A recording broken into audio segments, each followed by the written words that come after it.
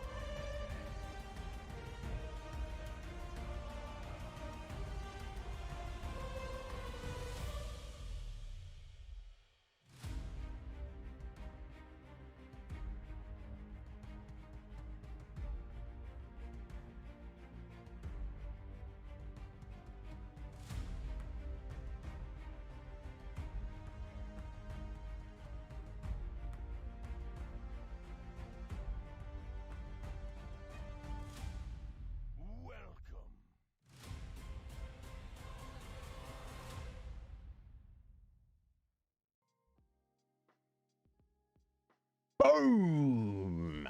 Good morning, good afternoon. How you doing, folks? I'm God, I barely got everything ready here. No, I think I'm all good. I apologise for the delay. Aside from usual shenaniganery, I woke up early today. As I sometimes do. I mentioned that before. And it's like, well, I can't sleep anymore, so let's get up. And I was just gonna be like, I'm just gonna play video games. And I was like, you know what? No, actually, what I should do, if I make the most of this time I have now, this extra amount of couple of hours, I'll just get my workout in right now, so I don't have to do it this weekend. Or, I mean, if I was not a complete little bitch, I'd just be an extra one, and I'd still do this weekend's one. Either way, I'll decide that at the weekend. But yeah, I kind of lost track of time and got it took a little bit longer than I thought it would, and I was like, oh shit, I should probably get ready. But Squidge, Ryan, Wolf, Atheline, how you doing, my lovelies? Yeah, you sitting in the garden, Boris. So yeah, guys, was it yesterday, day before? I said to you, it's probably been the nicest day of the year so far. That has just been up the ante. Today is the 20th of April. Is the nicest day of the year so far. It's on the uptick, folks. You're soon going to get sweaty, half-dressed nib. I know some of you are indifferent to that, but I know some of you might be excited by that, so that's great. Let's almost lose the hat. I was even going to, like, cut my hair today, but I ran out of time, so that'll come wait to the weekend or something. Yeah, I should take a picture of our next door's fence, Squidge. I'm looking at, like, what... The thing is, the people who live next door on that side, they don't own the house, and they're like the third set of tenants that have been there since me and my brother have lived in this house. And I think, actually, I'll say that I think the first lot actually owned the house and they sold it. Other people bought it, and then they let it out to rent instead. And now we're on our second group of tenants there, I think. Like you don't talk to your neighbours. There are exceptions. My mum speaks to both of her neighbours on either side. Well, I think she's just from like that older generation. I feel like our generation, younger, you don't speak to your neighbours. There's some randos who happen to live next door to you. Whatever. You might cross paths with them. And if you do, you be polite. But yeah, you're not chit-chatting with them. You're not going out of your way to meet them or say hello to them. But yeah, the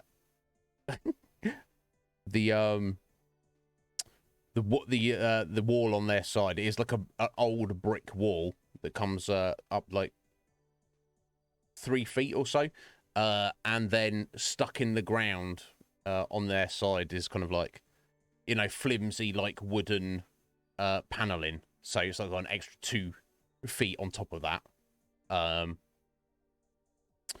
But the wooden paneling is falling to pieces. It looks like it's almost like it hasn't taken the weather, and it's just like there's bits of it missing. It's all going to fall down. The brick wall, while there's not actually holes in it at the moment, it is bowed in and leaning. What mortar is left in it is very old and very crumbly. I could go out into the garden now, give it a hard kick, and knock like 30% of the whole wall down. No hammer needed. Just give it a kick. You know. But Travis, how you doing? Are you well, sir? What's going on? How's love treating you? So yeah, for those who don't know, I don't know how it works in the States. In the UK, and this is just what I've been led to believe. I assume it's true because I've told people who look into these things. Not every property, obviously, if you're in a flat or an apartment, you won't have necessarily. But if you have a house, even if it's like a terraced house like we live in, you'll have a garden or backyard, maybe even a front yard if you're lucky. I'm not sure what the legality of your front garden is, because they're like far rarer, and it's kind of like it's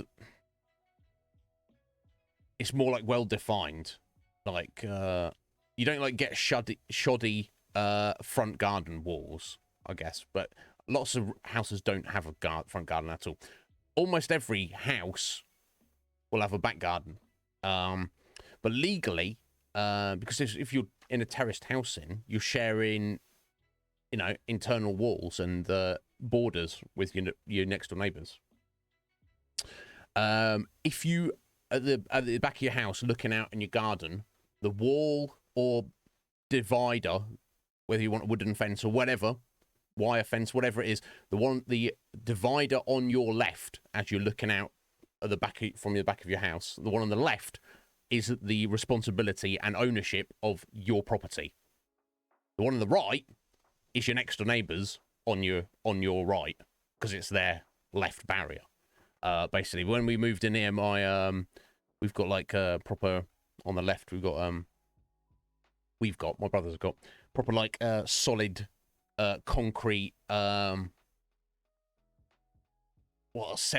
feet tall bollards with basically like super 8 foot high solid kind of that wooden paneling all the way down the garden. When we moved in, some of it was a bit shoddy. So like a year or so ago, he was like, I'm replacing it, all brand new. And it's like, it looks good, and it's like proper decent. Then you look on the other side, and you got this. It's not going to be long before we're basically sharing a garden with next door. And then my brother's going to have to step in and be like, because obviously the tenants, they don't probably give a shit, because it's not their house. But no, maybe they will, and they'll get onto their landlord and be like, "Excuse me, you need to sort out your garden, mate. Sort your garden out, mate." But that's the thing. It's one thing if you own the house and you live in it, but if you own the house and you don't live in it and you're a landlord, obviously you're. If you're a good landlord, the last landlord we had was freaking amazing. Such a great guy. Anything we had, he was like, he took the correct stance. He's built some karma up. Peter was his name. Excellent dude. Reasonably wealthy compared to average. Like, he just invested into money in buying property. He's like, I've got some cash, I'm going to buy property. And I think he owned, like, aside from his own home, I think he owned like 3 or 4 other like decent houses. It's like, good on you, Peter. But he was a great landlord. He ran through the letting agents because he didn't want to deal with the paperwork. But he was of the mind of, if there's any issues, contact me first. Don't contact the letting agents because they're kind of shit. I just can't be bothered to deal with the paperwork and money side of things. That's what they're for. But if you've got any actual repairs or anything that needs taken care of in the house, come to me directly. But yeah, he was an absolute gem. Most landlords aren't like that. They're like wanting to spend as little money as they can get away with. The average landlord, if you're like, hey, this thing is broken, it needs to be fixed, they'll either outright refuse, they'll try and put it off for as long as possible, they'll try and cut costs or cut corners. So I don't know, because obviously we don't know the owners. We don't even know the people who live there, let alone the owners of the house, of how that will come to pass. Now, obviously, your wall being knocked down in your back garden is hardly the end of the world. But, you know, you like to assume the best, but I can see a future, like a year or two from now, that wall / fence will just be completely fall over and destroyed, and then nothing will be done about it. And my brother will be like, "Oi!" And then he's gonna get some bullshit and Peter File, I believe his surname was. Yeah, Mr. File, Peter File. How you doing, Af?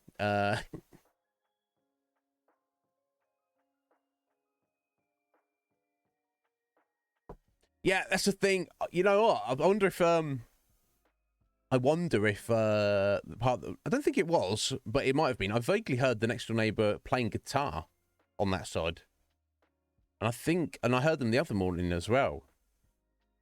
So obviously the walls are like paper thin.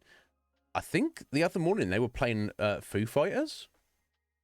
Not like the whole song, but I could tell what the song was. And I think today I heard System of a Down and Nirvana.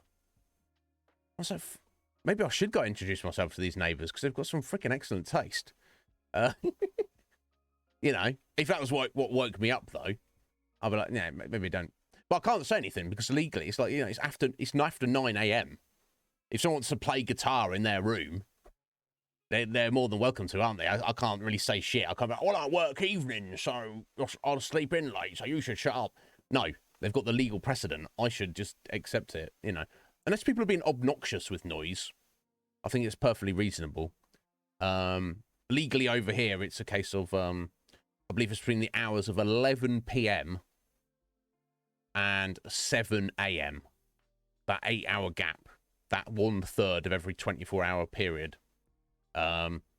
It's it's technically against the law to make noise in your house in your residence above a certain level. Now, obviously, if you live in your mansion out in the middle of nowhere and you don't have any neighbours, then that's not what, you know, that's not a law. The law doesn't apply there, because that's not what it's for.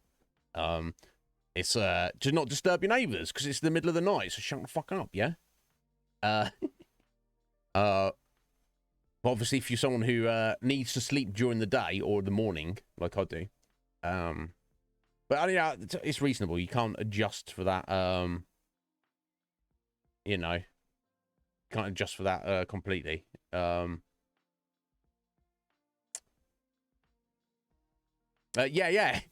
Put a request in, Squidge. But I hear you have good taste. It wasn't with an amp. But it sounded like an electric guitar rather than an acoustic. But it wasn't plugged into an amp or anything.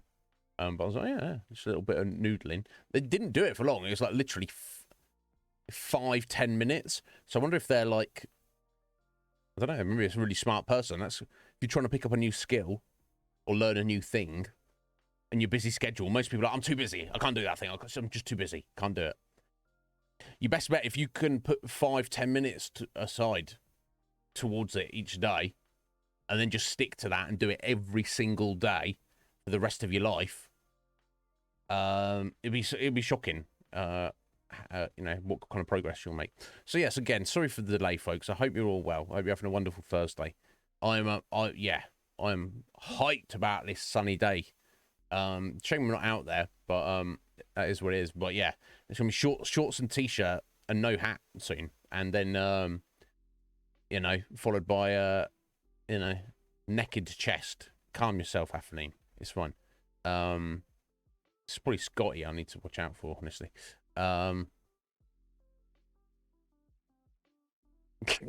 Yeah. If that happens, Squidge, I'll try and we'll do it on live stream. We'll do it properly. Oh my god, Atheline doesn't like me anymore. I was the apple of your eye, Ath. I was your number one for a hot minute there, and then we met Root, and now I'm just dust in the wind, aren't I? I mean, you're breaking my heart, Ath. No, you've already done that. It's fine. It's all right. I'll be honest. If I'm anybody's favourite, if I'm anyone's favourite streamer, la-di-da, I'm very, very pleased. If I'm anyone's favourite kind of, you know, romantic / sexual interest, you know, if I'm perfectly honest, it kind of makes me slightly uncomfortable. I'm not saying I disregard those people's feelings, but I'm just not used to it. It seems weird. I'm like, there's so many better options out there. You know, so I'm like, yeah, you know, I appreciate it. You know, it's not like uncomfortable as in like, oh, I don't like it. It makes me, I feel unpleasant. No, if it feels the opposite, it's pleasant, but I don't know what to do with that, if that makes sense. Oh, bless. Look, hey, Af, being your number 2, 3, 10, wherever I fall on that list, I'm still honoured and very pleased to be there for consideration. But you can't compete with Root, can you? Root's a gem, absolute gem. So you know,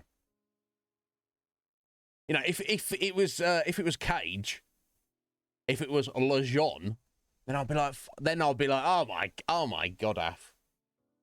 Then I'll be like, I think you were playing games. You've been silly. Yeah. Oh, bless. Thank you, Squidge. I appreciate that. You know, you all know this, but you know, family's not. You know, family's what you the people you choose, isn't it? That'd be right, matey. How you doing, Scoot? I'll take your number 1 pirate. I don't know about that. I don't know if I can out-pirate Blackbeard or Captain Jack, but you know, if I'm called on to do some pirating, you know, I might be able to step up more than the average. Looting that booty. Screw knows. Yeah. Af, you need to go tell him. It's because his work schedule's changed, Af. Yeah, so I don't know. You know, he's even asked me to do something with him on his stream, just like as a one-off. Which I said, yeah, I'm happy to do. And he's like, yeah, I need to go away now and think about timings. And I was like, yeah, you do, buddy. You know when I'm available. I'm available the same day time the day I am every day. I'm available. You let me know, sir. You're the real adult in the real world, doing real adulting with a job and a wife and a mortgage and fur babies and a car and this and that. I don't. That's not. I'm so. I don't misunderstand, folks. I'm acutely aware of how blessed I am as a human being. No, nothing's perfect. I'm not perfect. Nothing, I have no disposable income. Yeah, no, that's fine. But I have a roof over my head. I have food. I have clothing, and I get to hang out with all you wonderful people every day. I am freaking blessed. I'm so glad that I don't have a wife. I'm so glad that I don't have a mortgage or a car or multiple cars in some of your cases. I'm so glad I don't have fur babies to look after. I mean, some people are like, you're dead inside, is. Or you're selfish. How dare you exist like that? Is it selfish? I don't know. It's honest. This is how I feel. Travis, are you speaking from experience? From previous experience or just general experience? You got to have a car and a cat. Yeah.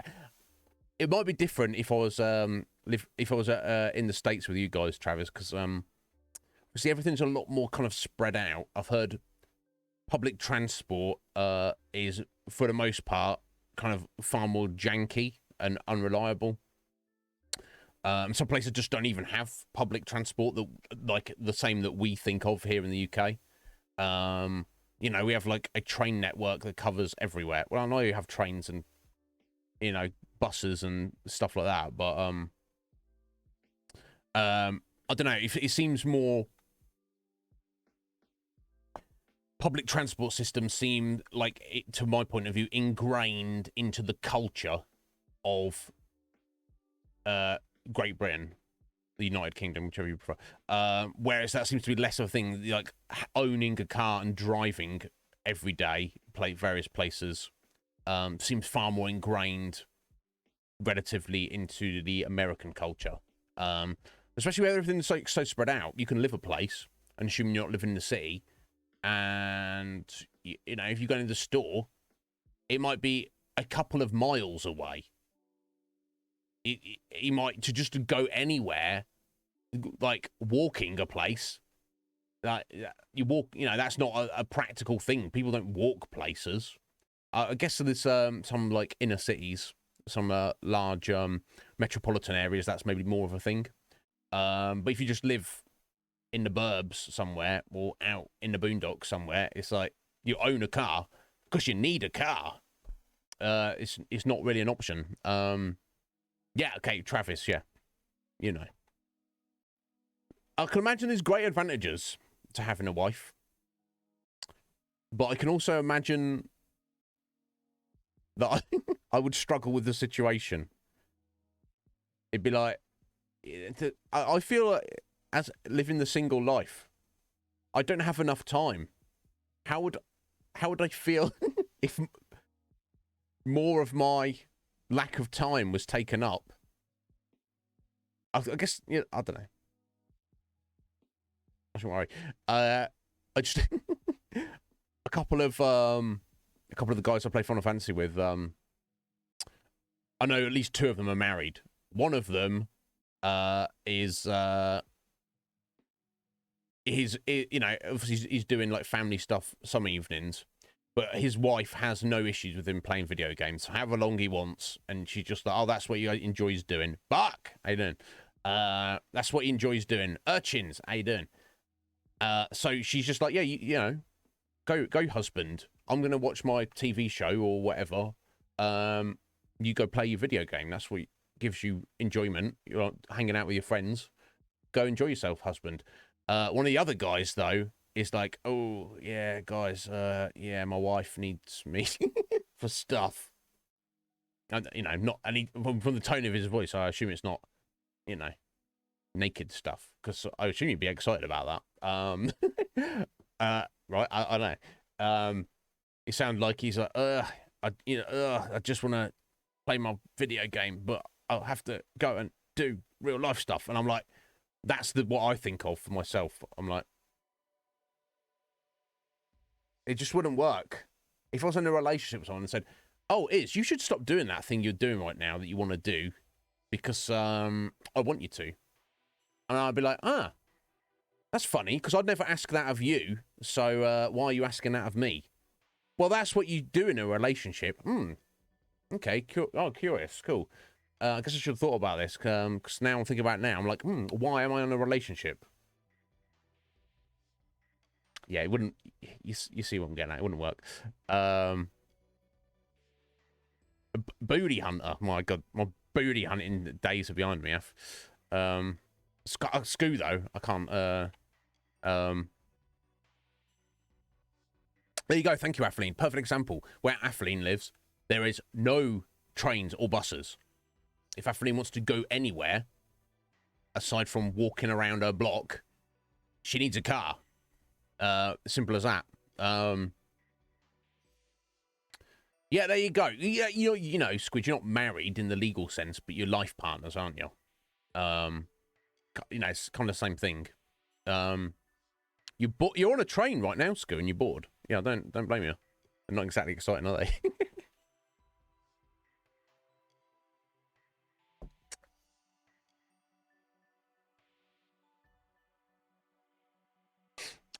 Your delivery driver for work, Travis. Okay, cool.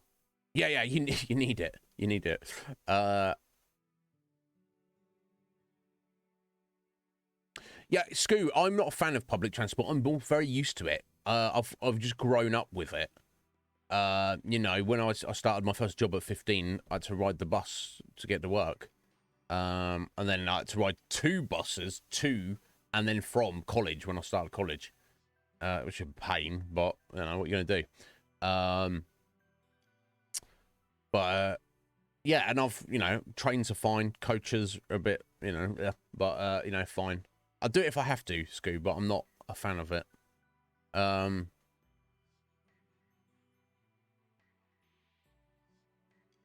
walking in this economy, yeah, it's Fuck, it's the best. Anyway, so I'm catching up with your post.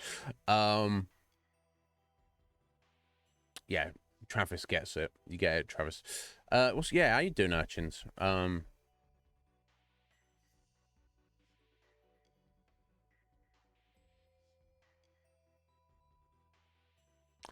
What? 11 miles to the nearest grocery store. That's what I'm talking about. Yeah. That's a problem, Af. It's not a problem. It's nice because you're away from shit. But I'd like it. I dream of that.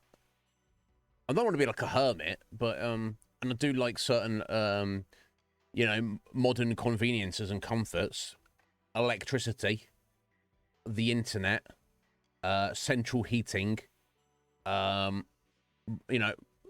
clean running water of varying temperatures. But if I could have all that and then literally live in the middle of nowhere, it's relatively safe. It's not like bears hanging around outside or, wherever it would be. And it's not like super cold or super warm. It's like some kind of temperate climate. My God, yeah. I'd go for that. Yeah, I wouldn't hesitate.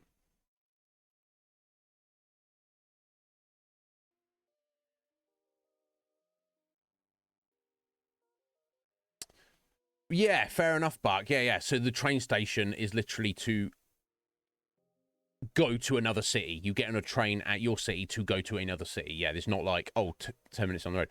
Yeah, let's have a look at this, out of interest. Let's see if Google knows this. How many train stations in the UK? There are 2,576 train stations in the United Kingdom. And of course, they're all connected on the single rail network. That's quite a lot. Many, many stations.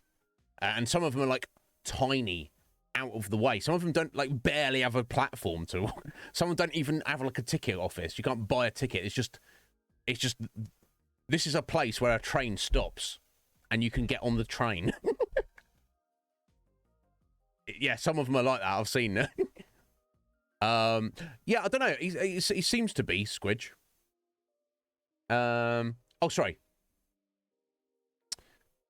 It does include London train stations, but it does not include the London Underground. So yeah, just those of the National Rail Network.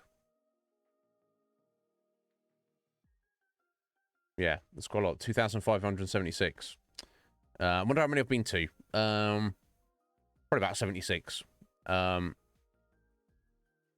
Yeah, 200. Yeah, you go. In London, the underground train system, just in the city of London, there are 272 stations. This should give you some kind of idea about, how, the public transport is endemic to the United Kingdom. Roots! How you doing? We're all behaving. We're just waiting on you.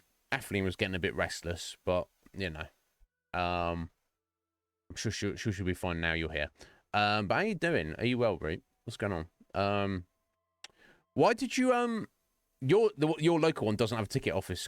It's wild, isn't it? Sometimes they have a machine where you can, put change in and it'll spit out a ticket. I've even seen some that do not even have that. You just get on the train and then the conductor's like, oh yeah. And you're like, I got on at this station. Like, okay, yeah, I know. Yeah, you couldn't buy a ticket. Yeah. Oh, it's like that. It's just good. Yeah.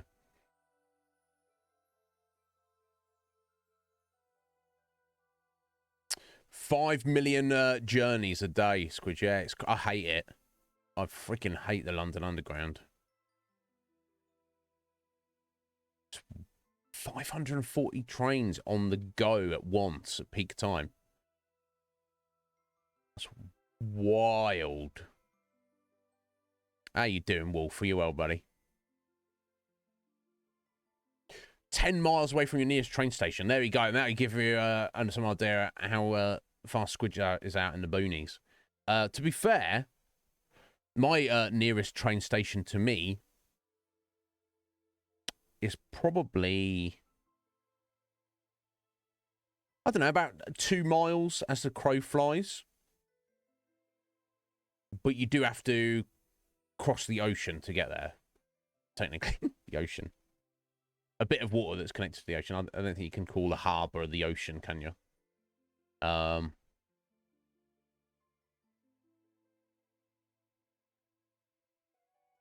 Oh, bless. Poor Raven. Raven doesn't want to move. Should be all right, though, when you get a new place, right?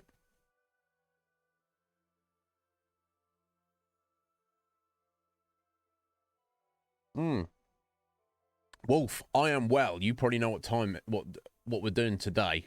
Once I've finished addressing these degenerates. So yeah, look forward, Wolf. Right, yeah. I wonder, yeah, because I'm sure the United States has a very robust rail network. But like you say, Travis, it's probably trains that are used in the US more for like cargo. That's not unheard of over here, but it's like far more rare. What's I've got for us? A quiz. Most accurate lightsaber color quiz. Now, this is not the one we did before. Maybe this is a more accurate. Well, it's the most accurate. Now, I would like to think that I would have chosen to do the most accurate one. But let me have a look. Pull it up in a second, and we'll see.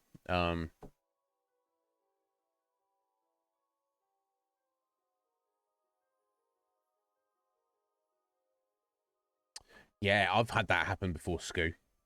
You've had to get on a train for whatever reason you're not able to get a ticket, and the etiquette, the protocol is when the guy who comes around to check if you've got a ticket, you let him know. I'm not like trying to get a free ride, buddy. I couldn't buy a ticket for X reason, and then you can buy one directly off him. But sometimes that guy doesn't come around, so you get a free ride, which has happened a few times to me. Not against it.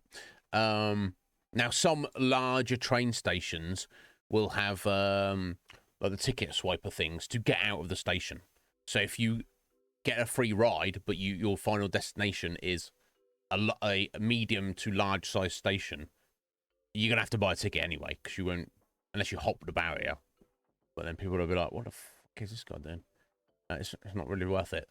Not really worth the hassle. Well, none of that in your conscience. But if your final destination is a smaller station where you just walk out onto the platform and then just walk into existence, and get a free ride. It's cool. Yeah.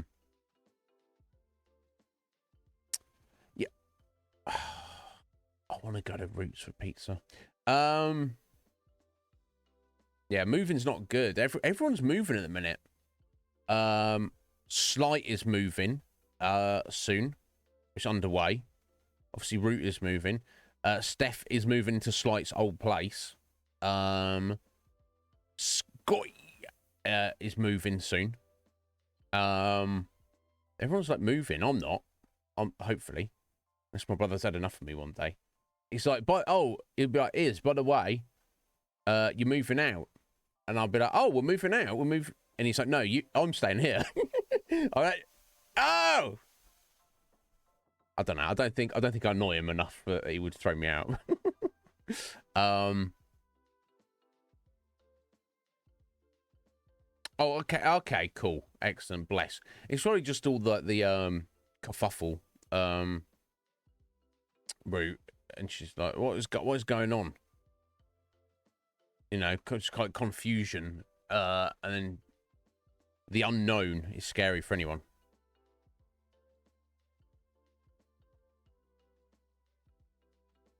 Would you travel 9 hours for pizza?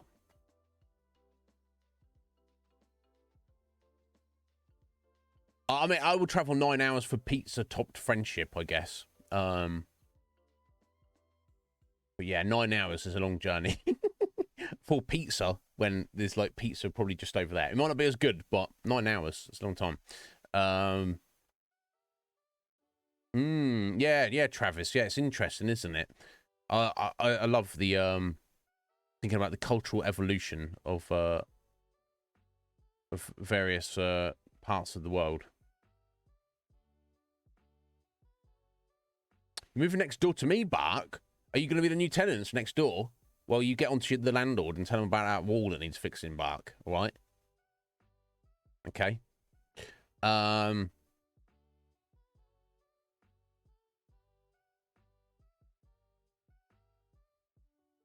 Yeah, right. Definitely, Bark. Yeah.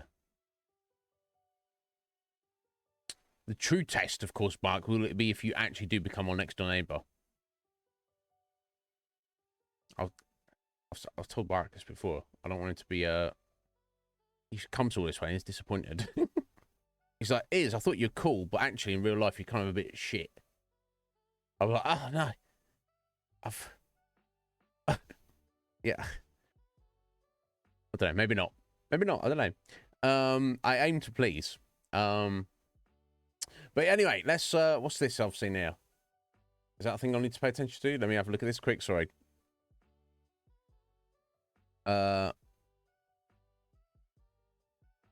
It's Thursday today, right? It is, isn't it? Cool. Okay. I need to pay attention to that. Let's go to Discord. Go away. Oh, bless you, Bark. They do.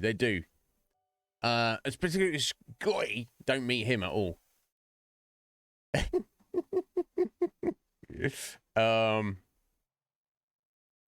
It's always gone pretty well, Squidge. Yeah, excellent. That's probably just because you are a cool person, Squidge, and you've probably got like good taste. Like you know, if you thought someone's a bit maybe weird, you probably wouldn't be going to meet up with them anyway. Yeah, of course you gotta have food. You gotta have food. That's goes without saying. Anyway, let me pull up this quiz from Atheline. Thank you, mod dear. I don't quizexpo.com. I don't think we've done this one. This is definitely different, and it claims optimized for 2023. Yeah, okay, we've definitely not done this. This quiz was created less than a month ago. Okay, let me pull this up. So feel free to do this along with us, folks, if you are so inclined. Seems appropriate as we just come off Jedi Fallen Order. I want to find out what lightsaber color you are. The most accurate quiz. Feel free to do it along with us. Sorry, you drove nearly 100 miles to get a specific food, Scoob. That is intense. That is intense. I respect it. I'm not doing it. Yeah, I would also be suspicious if people are like, I don't know now, Squinch. I'd be like, what do you like? Do you like anything? No. Oh, okay, that's why you don't like Squidge, because you're one of these people who doesn't like anything. Congratulations. Have fun with that. So you've met people like that. Some people like that, don't they?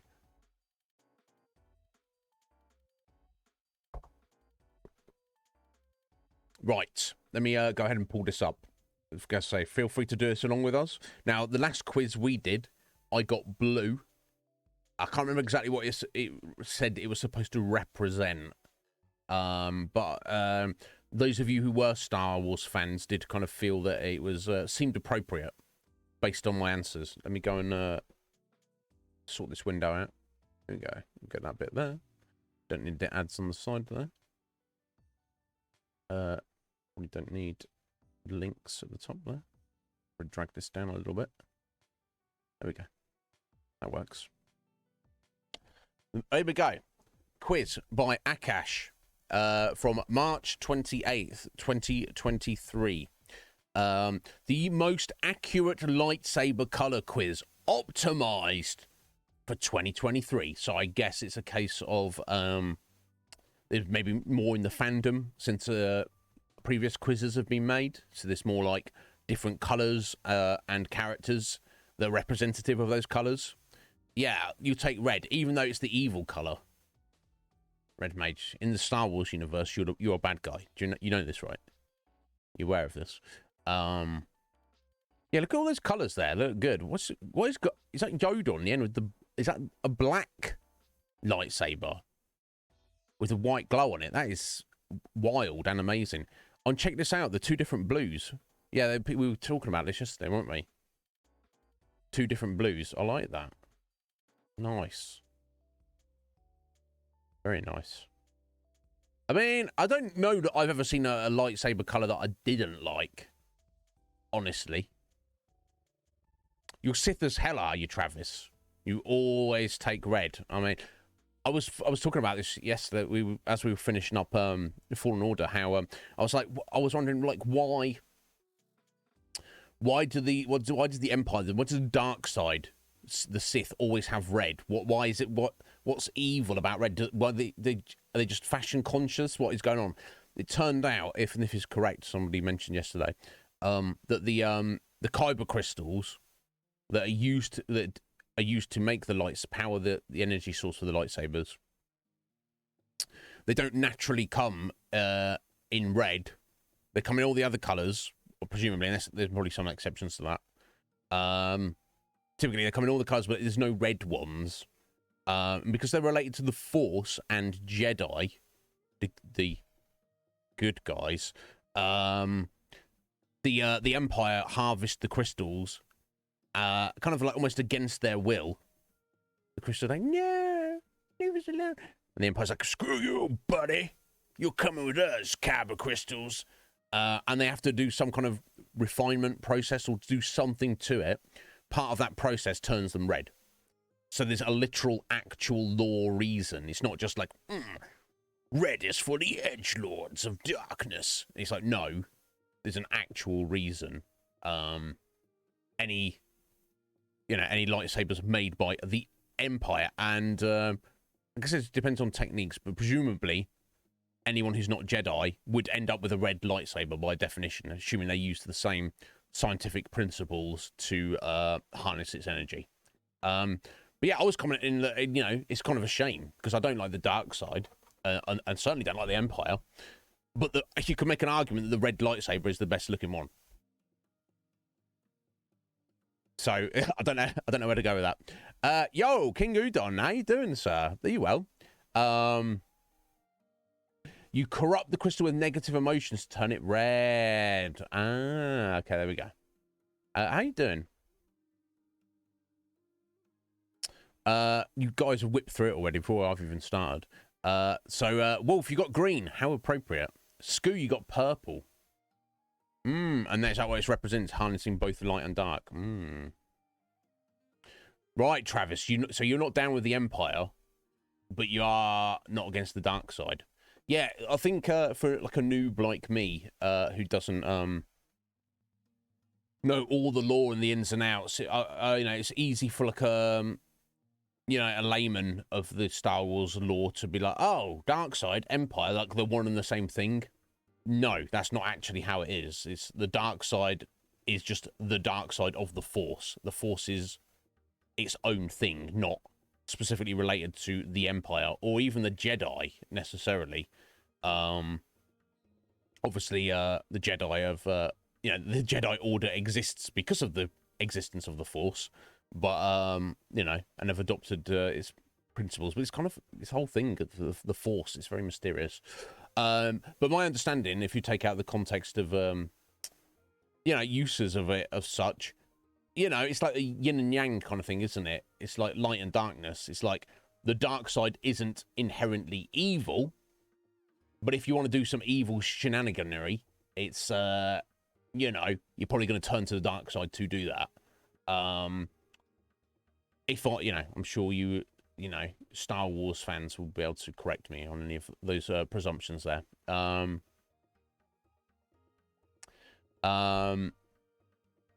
Green for Rue, excellent. The Empire's like Walmart or Jeff Bezos. Right, yeah, Yeah, exactly. It's like if you look at, you could say like Travis to continue that analogy that the dark side of the Force is money. Well, money isn't inherently evil. Not saying Jeff Bezos is evil. Some people feel he is, but you know, that's a discussion for another day. But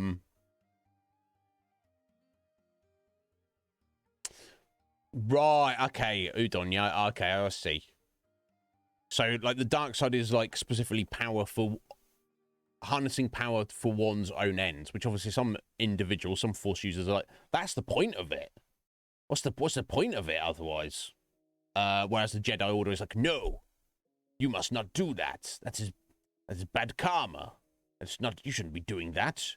Don't be putting yourself before others. I'm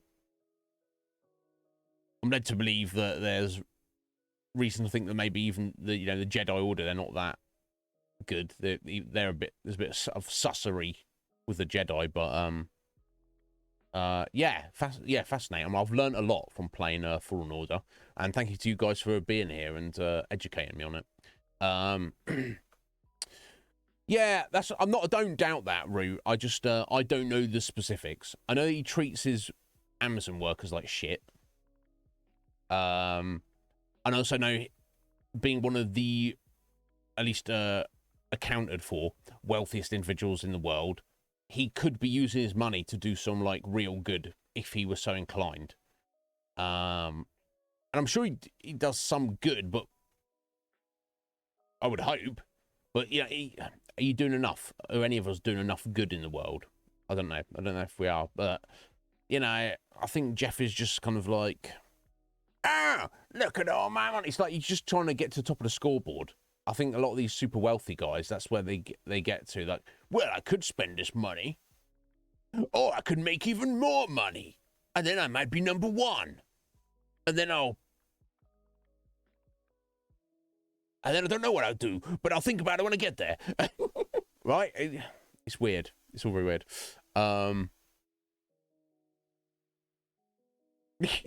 I mean, if you're a bounty hunter, Scoo, Jeff Bezos is probably the guy to go to. It's like, hey, Jeff, who is there anything you need taken care of, bro? I can get some shizzle done. What do you need taken care of? Because he's going to have the funds to be like, you know, if he does actually need something taken care of, he's going to be able to throw any amount of money at that problem. So yeah, get on it, Scoo. Give him a call.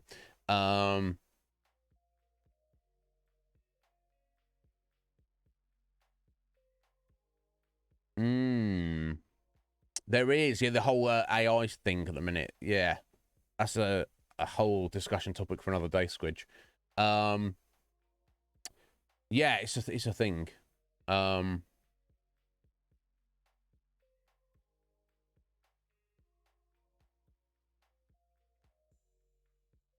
Oh, really? I'll have to do some research on that, urchins. But yeah, I don't know. Interesting. Yeah, imagine having that kind of clout. You can be like, excuse me, folks. You know, do you want me to come up with a plan to end world hunger? Yes. Yeah. Let's see. I'll need about $6 billion. Now, it's not really my responsibility, so you guys should give me that money, and then I'll come up with the plan. Okay. Oh, cool. Thanks for the money. How's the plan going, Elon? Yeah, I'm still working on it. That was 10 years ago, Elon. Yeah, well, you know, it takes a while. I don't know. Is that true? Is that true, urchins? I don't know. You got the white one. Is that the white? I mean, you're like super good guy. Bark. How can that be true? How can that be true, Bark, when you're such a troll? It's true colours. We're seeing the truth of Bark's heart here. He's an angel. He just wants us all to think that he's a troll.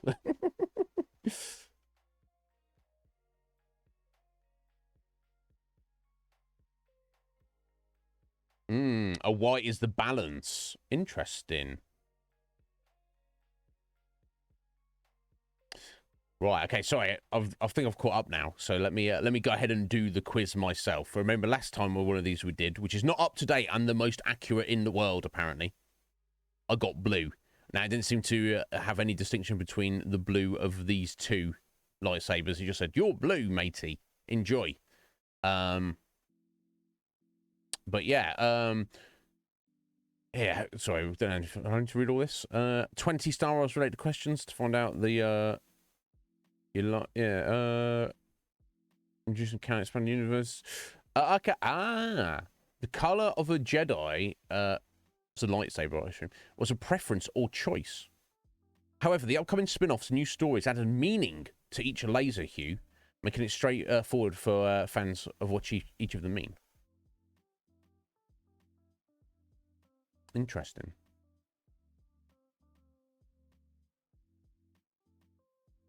And that's just some other stuff there. Okay, I should probably not look at the colors there at the minute, just in case. No, because no, we can look at what they say here. Because I always answer the questions honestly, even if it's like obvious where it may be going. We've done quizzes before where it's like you can kind of see through the questions. So let's have a little go at.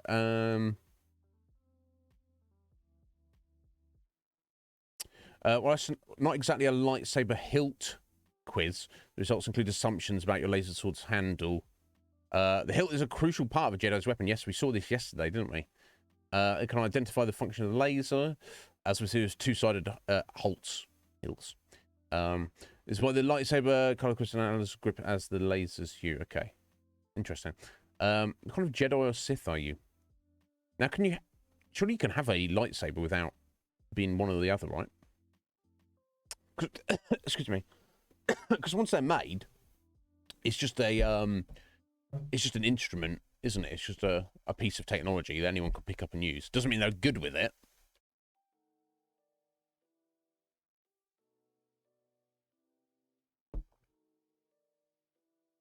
Force analysis. Are you on the dark side of the Force or the light side?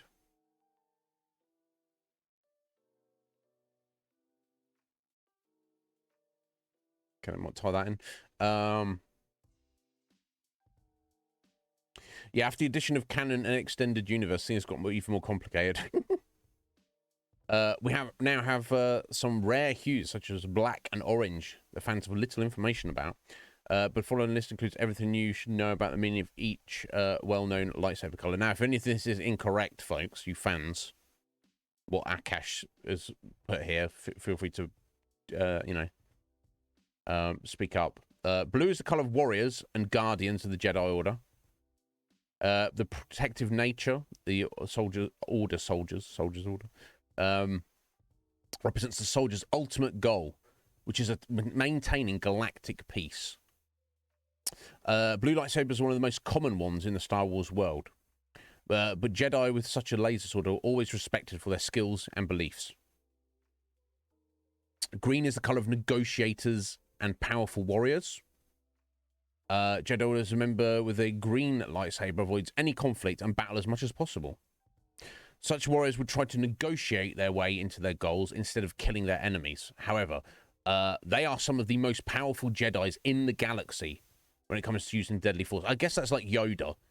Yoda will fuck your shit up, but he won't do that off the bat, will he? If I understand the character correctly, he's going to like talk. He's going to talk it out, and then it's like, okay, the talking's not working. Get yeeted. Yellow is, and Yoda does have. I'm sure he has a green lights. I don't even know. You tell me. Yellow is the color used by the Jedi Sentinels. I don't know what they are. It's believed that the color yellow represents the position of the guards. They have to balance their fighting skills with their negotiation abilities. So the color yellow reflects the state of being, something between a green and a blue lightsaber. Okay. Interesting. So Akash regards yellow to be, if this is correct, in the middle between what green and blue represent. Purple is one of the rarest colors, both in the Star Wars universe and the quiz. According to the legend, that's what Scoo got. According to the legends, purple reflects the idea of balancing the dark side and the Force's light side. So the purple laser sword owners are the ones who can benefit from both sides of the Force when fighting their enemies, which, you know, tactically, from a point of view of, you know, combat, that seems reasonable kind of way to go about things. Red is the color of the Sith lightsabers. Oh wow, this is a bit of insight.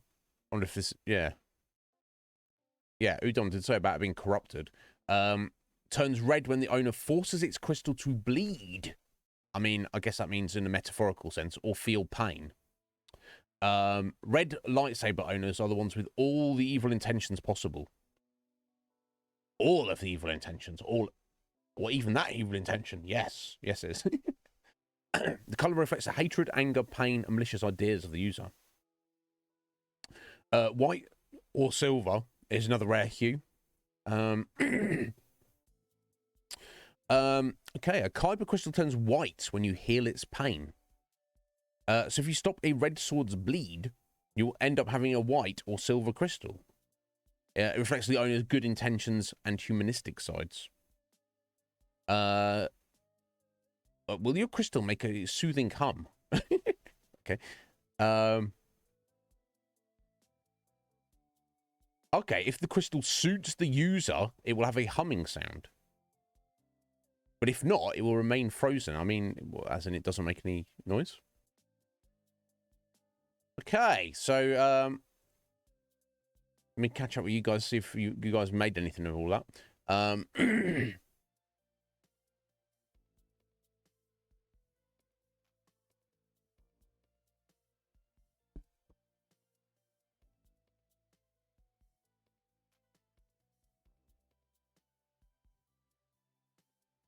Oh, Squid, you got the white one.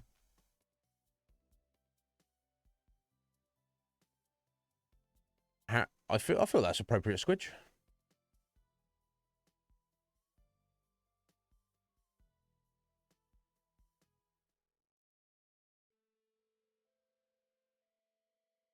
There you go. Yeah, because however much you pretend, Buck, we see you for who you are. We know your true intentions.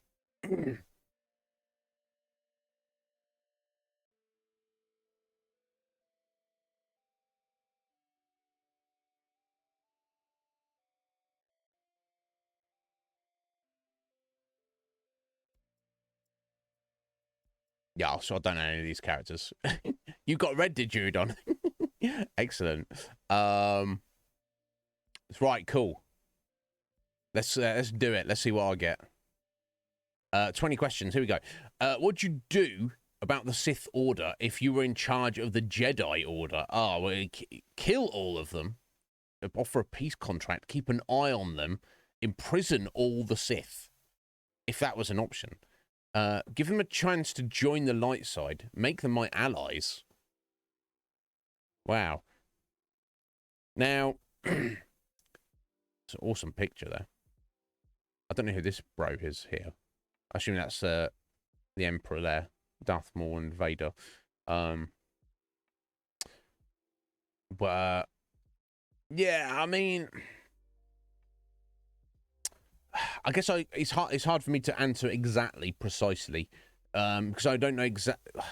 Again, the Order of Sith are kind of the opposite side of the coin of the Jedi Order, right? They're not intrinsically linked with the Empire. Just in the story that I'm aware of, they're you know, it's presented as them almost one and the same, but that's not actually the case, is it? They're just a different order of Force users who have different ideals to the Jedi. And their ideals are must attain power for power's sake, if that is correct. You guys tell me.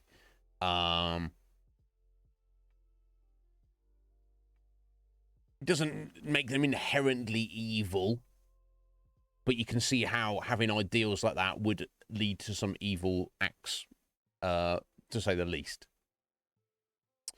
So, I mean, I guess they work with the Empire because I guess their goals have somewhat aligned. from the story that I'm aware of. While I feel that the Empire I'm not a fan of, I think they are scumbaggery, and I'm not down with the Sith. I mean, kill them all. That's like if you took that stance, that you might as well be might as well be one of them, right? Right, offering a peace contract, I think, is not a good idea. They'd be like, that's a sign of weakness, bitch. Keep an eye on them. Well, yeah, at least do that. At least do that. Imprison them all. I don't know. I don't like the idea of judging people based on their group association. I believe in all people being judged as individuals. And even better, not being judged at all. But obviously, sometimes that's not necessary. So taking the idea of, you are Sith, therefore we must capture and imprison you, or even just kill you all. It's not too much better than what we've seen with the Empire being like, oh, you're Jedi, we must hunt you down and murder you. Right? It's kind of a repeated cycle, isn't it? But I think a peace contract would just get laughed at. Keep an eye on them, yes, at least. Give them a chance to join the light side. They would, I mean, yes, but they would just surely like bulk at that. They'd be like, oh, what?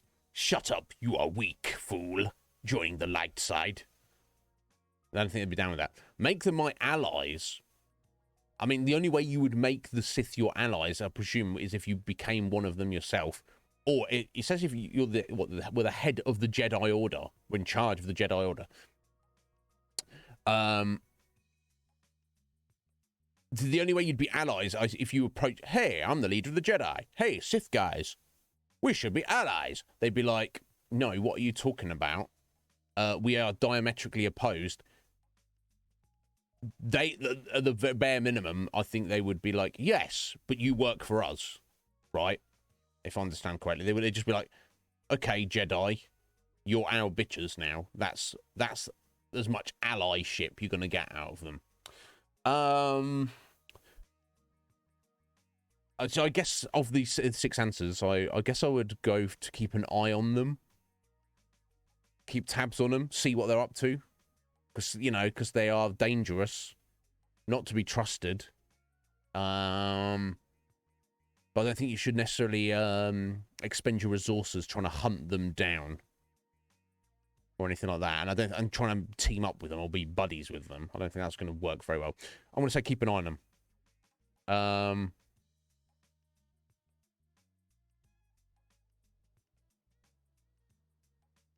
Oh, I popped up the question there. But anyway. Number 2, what would be your priority in interstellar battle? Oh my god. I don't know about this.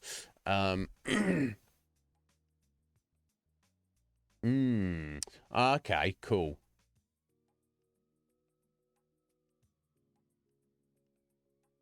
Oh, it's Count Dooku. Yeah, I know their name. Cool. Thank you, Udon.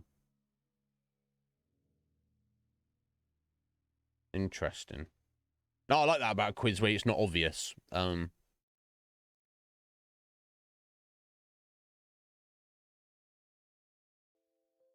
Interstellar battle. What is the priority? Which of these 6 things is the priority? We're in the battle. Now, it's not saying we're in charge of the fleet, or we're like in one of our little X-Wing, that's called, or TIE fighters. Look at me, I know the names and everything. It's not stating, is it? It's just, it's neither one or the other. You are in the battle. What is you as either the commander or a combatant? What is your priority? Victory, minimizing casualties, following your orders, killing more of the enemy, finding a way to end the battle, which is the same as victory, but obviously victory means you've won.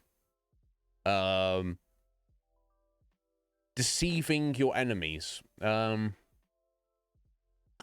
could mean anything, couldn't it? I don't want to overthink this one. obviously, in any military system, organization, your chain of command is everything. That's how you get shit done, following orders. But if you get some janky orders from your superior, doesn't mean that they're actually correct, they're actually right. I feel if you know, you're in, whether the battle is justified or not, you're in the battle.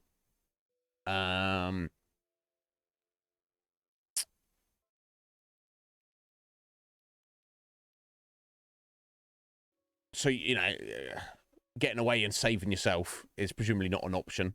Nor necessarily should it be. I guess I've got to go back to Sun Tzu and just be like, victory is the most important thing in the battle. Or some of those other things are very important, but you have to win the battle. Do what you need to do to win the battle. You don't need to kill more enemies. That's important. You don't need to, you know, you need to follow orders, but not at the expense. Don't follow orders at the expense of victory. Don't kill more enemies at the expense of victory. You shouldn't try to lessen the casualties at the expense of victory. You shouldn't try to find a way to end the battle unless it's going to be your victory. And if you can, yeah, and totally deceive your enemies, but not if it doesn't lead to victory. The point of battle is victory. So that makes sense to me. It's fascinating. Yeah, this is better than the other quiz we did. Green. How? Oh, yeah, you green warriors with your green names. Yeah, Wolf got. There's three greeners there. Excellent. Oh, shut up, Bark. Root did not get red. Number 3. How would you like to be remembered after you died in the Star Wars universe? As a hero, as a leader, as a friend, a protector, a king, or the goat. So, a goat. You can't have a goat, you know. You can't, goat is obviously meant to be, there's only one. That's what it's meant to be. But, you know, depending on the fictional setting, you know, you might have more. It depends what realm we're speaking in. But, so I'm going to assume that the goat is essentially like the hero plus one. Or could be a combination of any of those and any of all those things. So I've died. What do I want the people remaining to think of me? I don't need to be the greatest of all time. We can get rid of that. And I don't particularly want to be a king, let alone remembered as one, so we get rid of that. It's good to be a leader and a hero and a friend and a protector. I feel the most important of all of those is a friend. I don't need to be a hero or a leader or a protector. If someone can think fondly on me and be like, that Iznib, he was a good friend to me. I'm sorry he's gone. He was a good friend. That's what I feel is the most important of those. 4. In my opinion, blank is the biggest enemy of a Jedi. Now, obviously, I don't know the full ins and outs of the Jedi Order and their principles, but it is based on balance, isn't it? And understanding. Now, there's some curious answers here. So, the Sith, we kind of covered that in a previous question, are the enemy of a Jedi. And say a Jedi, right? Just to confirm. Yeah, a Jedi. You're a Jedi. What's your biggest enemy? Greatest enemy. Being selfish. Yeah, that's not going to carry you far as a Jedi, presumably. Lack of discipline. Ooh. Lack of creativity. Obviously, yeah. I mean, definitely could be. Lack of empathy. Yeah, because of the balance. Obviously, empathy's not high up on the members of the Sith, is it? So I feel it's somewhat important to the Jedi. However, check this. Final question, and I assume this is maybe ties into stuff. The Jedi Order itself is your greatest enemy. So I guess this is taking the stance of the true essence of a Jedi is that of an individual and doesn't need to be organized into a group. I don't know. I have no law context to what this means, but and there could be something to that. I don't know.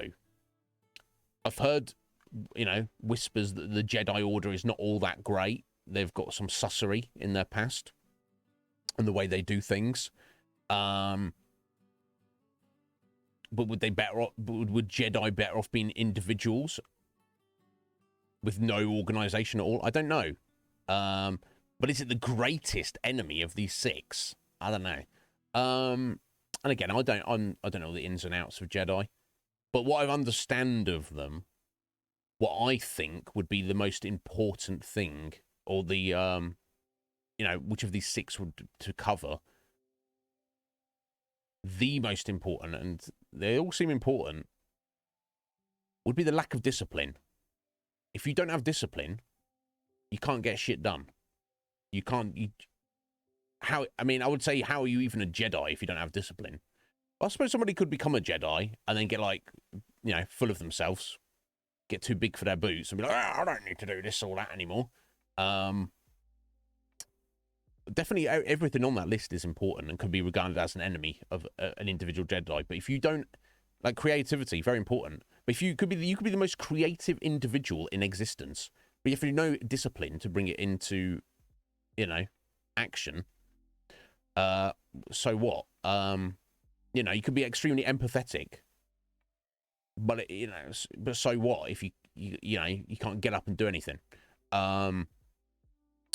If your creativity suffered, but you still had discipline, you were still doing your training day in, day out, 10,000 hours, how it goes, practicing your 1,000 cuts a day, working, training your force powers day in, day out, day in, day out, 12 hours a day, go. We're just getting it done, folks. Getting on your physical training, doing everything you can. It's got to be discipline. Without that, what you got? I don't know. You tell me.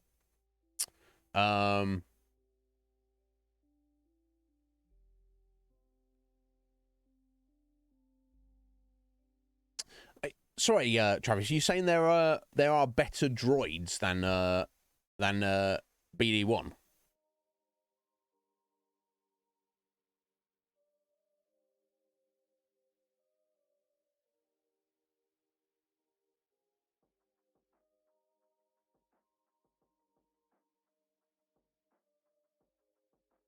Anyway, question 5. What would you do to an enemy who has surrendered? Oh. I mean, it's hard to judge here, but if we take the question at face value, if we say that they are absolutely our enemy for whatever reason, let's see it's let's assume it's from a position of ideals. So they're not in this enemy's not inherently evil. They don't have a personal grudge against us. We are just in combat with them, and we defeat them. They are still our enemy, and now we have to decide what to do with them. They don't hate us. It's just our ideals versus their ideals. There's no, it's not obvious who is right or wrong. They are just our enemy. We may be wrong. They may be right. They're our enemy. We've defeated them. And it says they surrender. So we're also going to assume that their surrender is genuine. It's a genuine surrender. They're not playing some trick like, oh, I surrender, trying to do some sneaky shit. They're like, oh my God, you have bested me. You have defeated me. I surrender. I'm at your mercy. It's not saying they agree with you.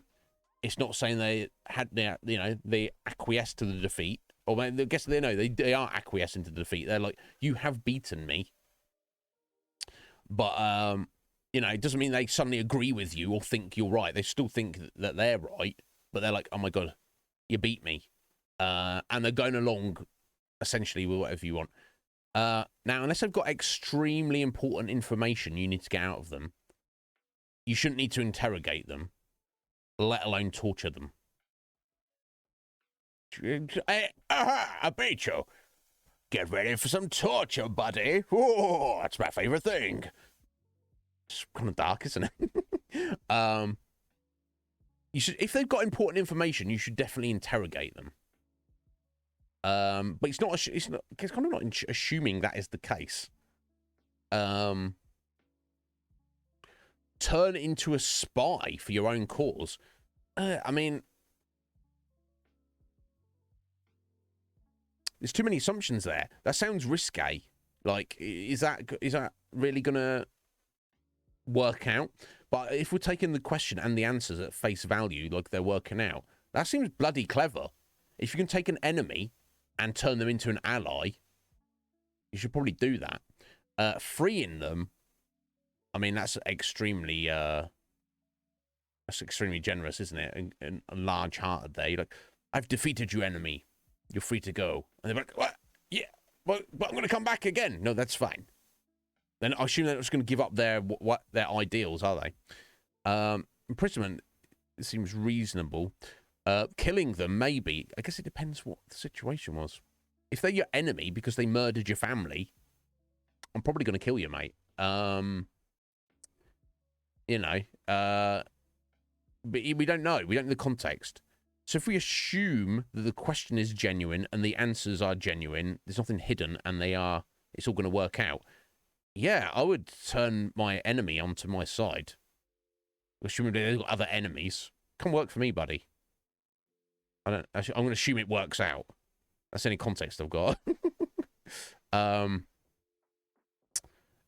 You'll be a risque spy for me. Excellent. Damn, urchins, that sucks.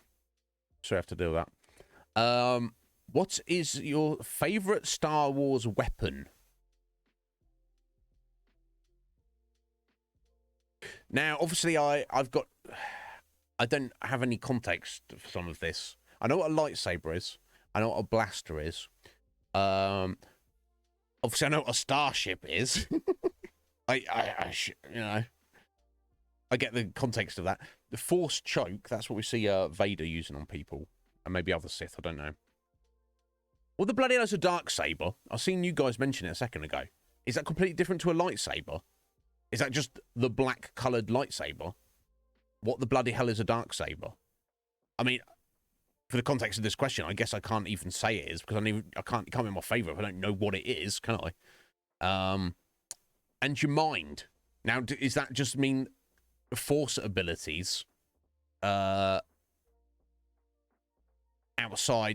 any Force abilities that are not Force choke? Is this how you would interpret this, folks? Your mind? Or does it literally mean your greatest weapon is your intellect?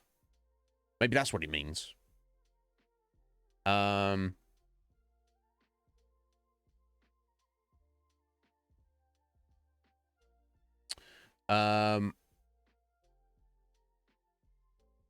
So it is the black lightsabers, but it's called the Darksaber.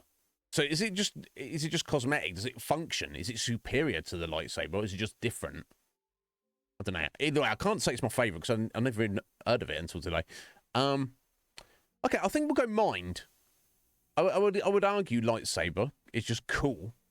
Hell yeah, they're cool. But whether mind means Force powers, which everything outside of Force choke, or literally your intellect should be your best weapon, I'm definitely inclined to agree with that. So I'm going to go mind.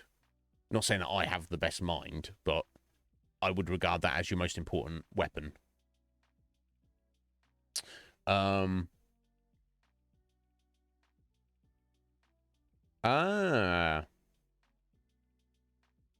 wow. That sounds fascinating, Scoo. Okay, we're jumping over to a Star Trek picture. Interesting.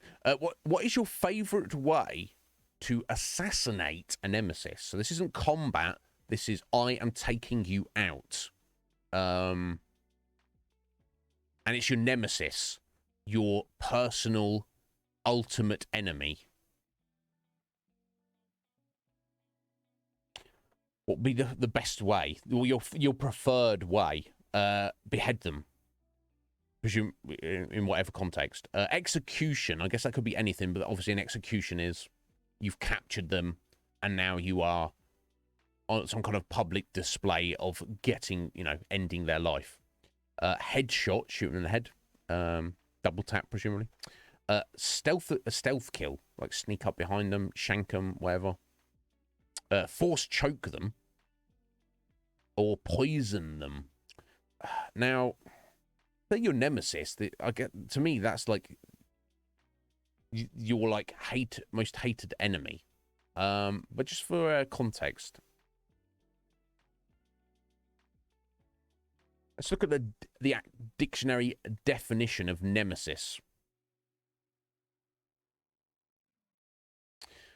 Yeah, a long-standing rival, an arch enemy. I mean, that's not really telling us too much more, is it?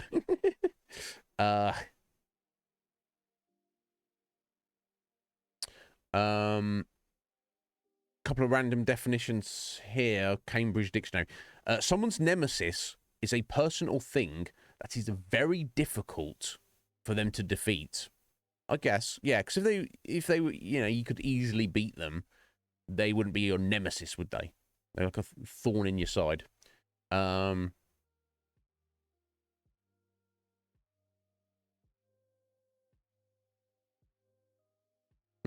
Okay. So they've been my enemy for a very long time. I really hate them. A thorn in my side, and it's been very difficult to get to the point of killing them. But here we are. We've done it. I feel like I guess you get your options, don't you? I guess I would the stealth kill, because I'm trying to think how you would actually kill them. It seems like it would be kind of sneaking up on them.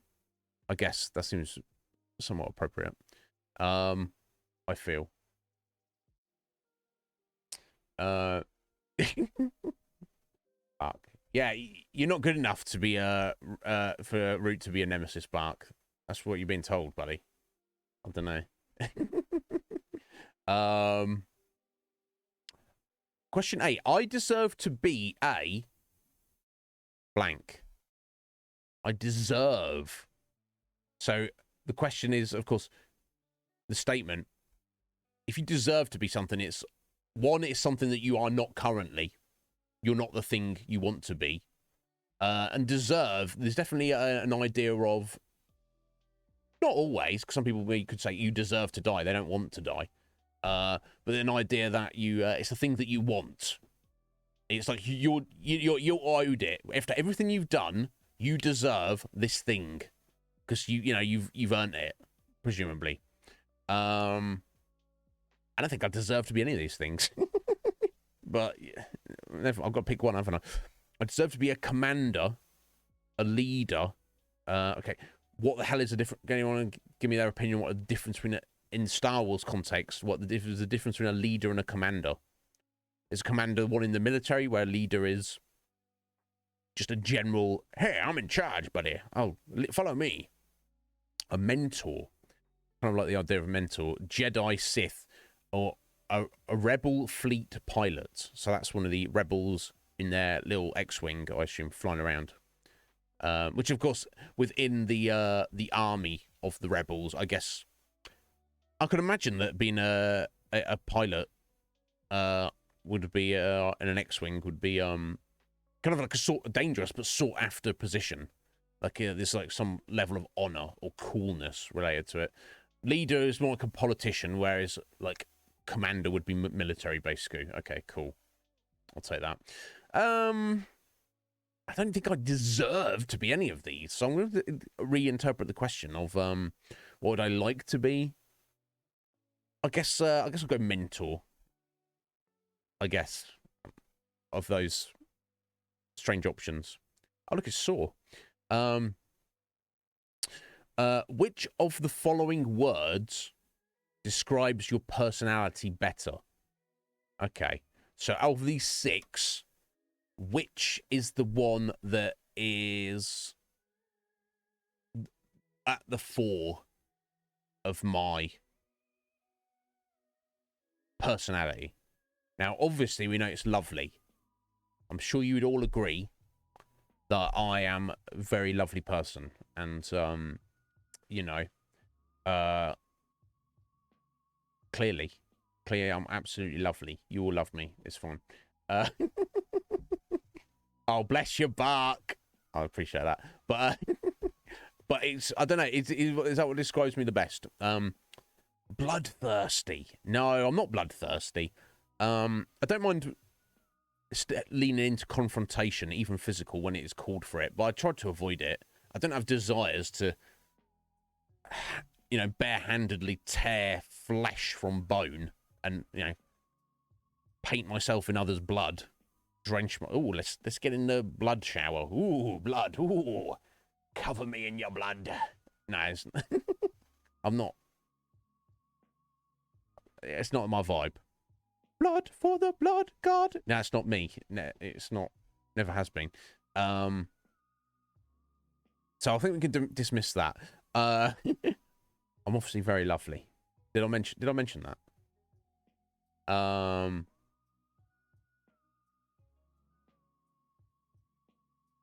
like to think I'm a very special. No, I think I have to dismiss special as well.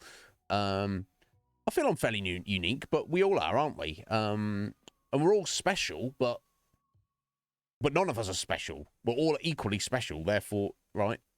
I'm not more special than anyone else, so I'm going to dismiss special. I like to think I'm disciplined, but I'm nowhere near as disciplined as I could or should be.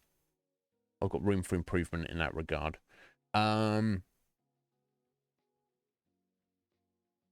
left with lovely, protective, or peaceful. I definitely like to think of myself as a man of peace. So when I first a second ago when I saw these, I was leaning towards, but protecting others would have to come before peace. If one of my friends is in need of protection, I'm not going to be like, oh well, I must choose peace now. Peace is more important than protecting my friend. No, peace is great. I love peace. But I'll throw it out the window as soon as one of my friends is in danger. So, and I guess in that context, it's lovely. I'm lovely. I'm the loveliest guy you'll meet. I like to think. Maybe I'm not. There's definitely more lovelier people. But it's not in intent. It's more just how they put themselves across to other people. More, equally lovely people seem to be more lovely than me, possibly. But, again, if my friends are in need of protection... then lovely is going out the window. I'll go psycho if I need to. I hope that never happens in real life. So I guess protective is the most appropriate. I guess. All right, question 10. Which of the following lightsaber colors would disappoint you? And that interesting. This is the first question halfway through that would it's actually directly tied into lightsaber colors, and we got 6 there. Now, disappoint you. I assume it means you've got your own lightsaber and you're turning it on for the first time. Although I guess if you're Jedi, you make your own lightsaber, so you kind of know what you're getting, presumably. But yeah, you're like, what have I got? And you're like, oh. This is the last colour I wanted. As opposed to disappointed seeing somebody else's. Root's like, yo, Ears, check out my lightsaber. And I'm like, Root, green, you know. I assume it's disappointment for your own lightsaber. That's how I'm interpreting this question. Yeah, the purple one does look nice, doesn't it?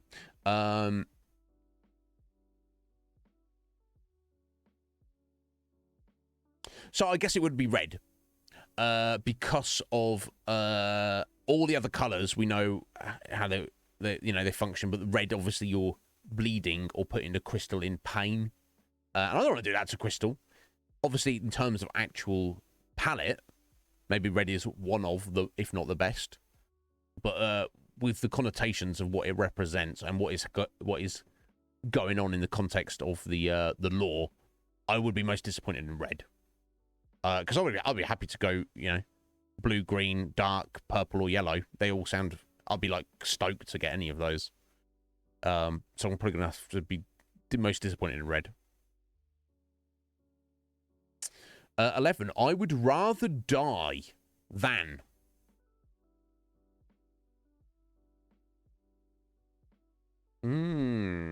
Interesting. Because there's not much I'd rather do than die.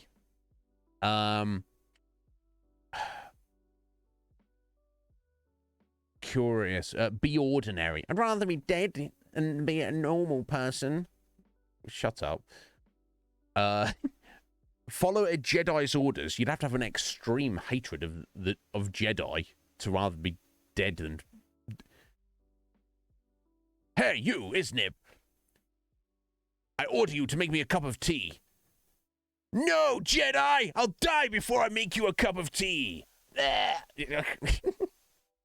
Yeah, no. I'm definitely of the belief that you should try to remain alive at all times, regardless of the bleakness of the situation. Yeah, be on the dark side. I don't want to be on the dark side, but I'd rather be on the dark side than be dead.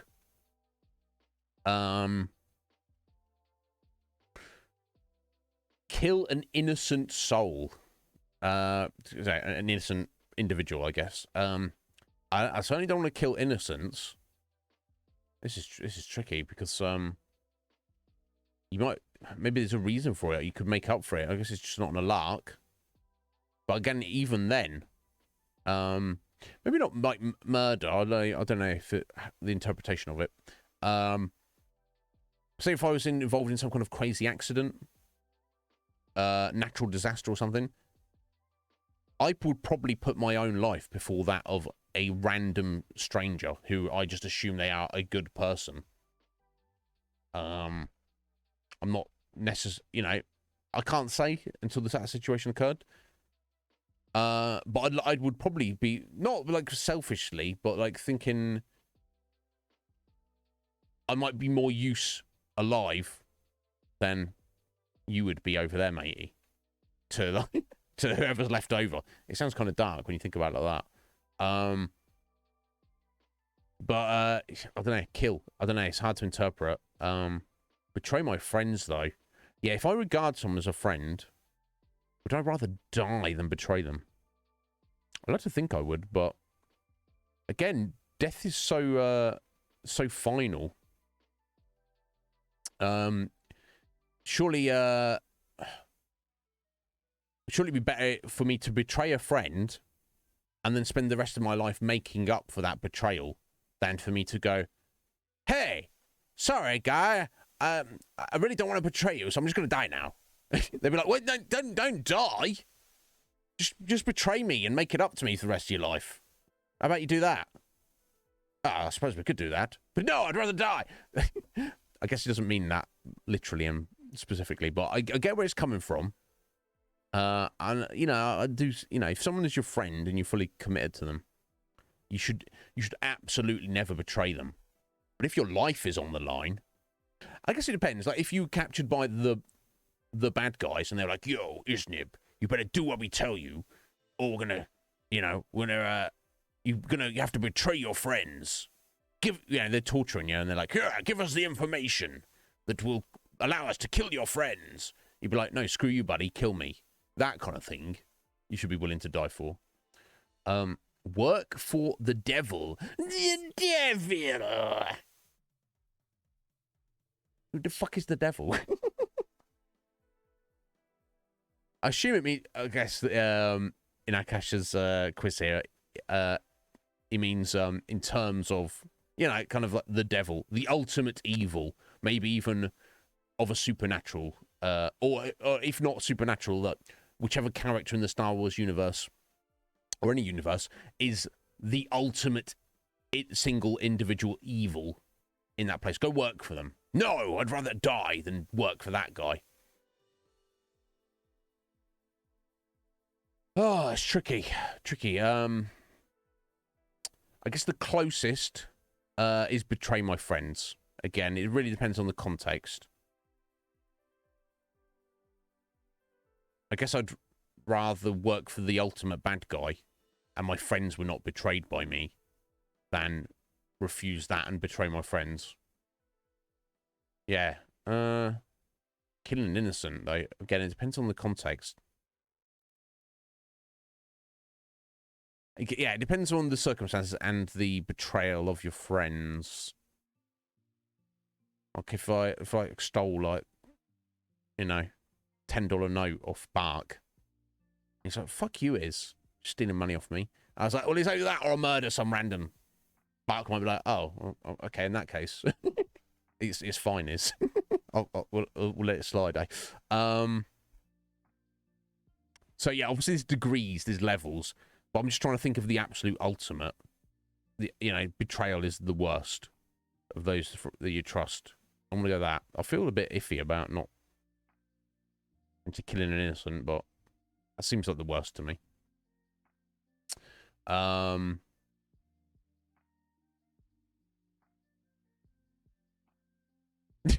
Bark, you betray Root for free. It's fine. I don't even. Yeah.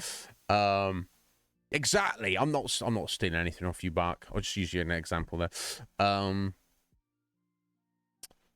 I guess what context is fine, Root, to kill an innocent.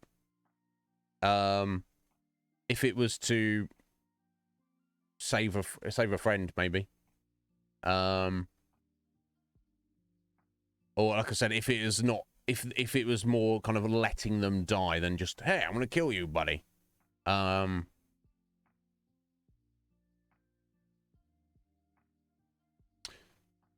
So many wild extreme hypotheticals there.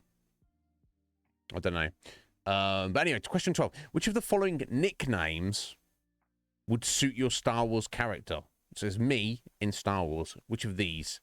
The Night Warrior.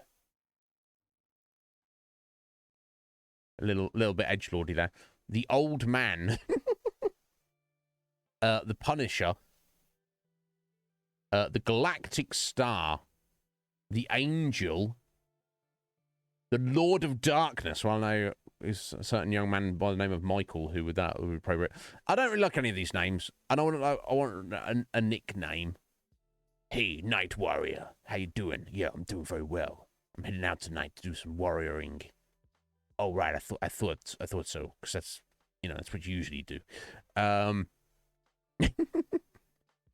The Angel, the Lord of Darkness, the Galactic Star all sound extremely grandiose. Not my vibe at all. The Punisher. Hey, I'm the Punisher, bro. Frank Castle. Okay. I'm not against the Punisher, but it's got to be the Old Man, I guess. It's the most appropriate to me, right? I'm not any. It's not going to be any of the others, is it? 13. Would you steal a lightsaber to win a battle? Okay, this is like the first question we've had, which is kind of like almost like a yes or a no, but we're given 6 answers. So I'm in a battle, and whether I have a lightsaber or not, or whether other weapon I have, there's somebody else's, and if I steal that, I'm going to win the battle. Never. I'll just lose the battle. It's better to lose the battle and not steal a lightsaber.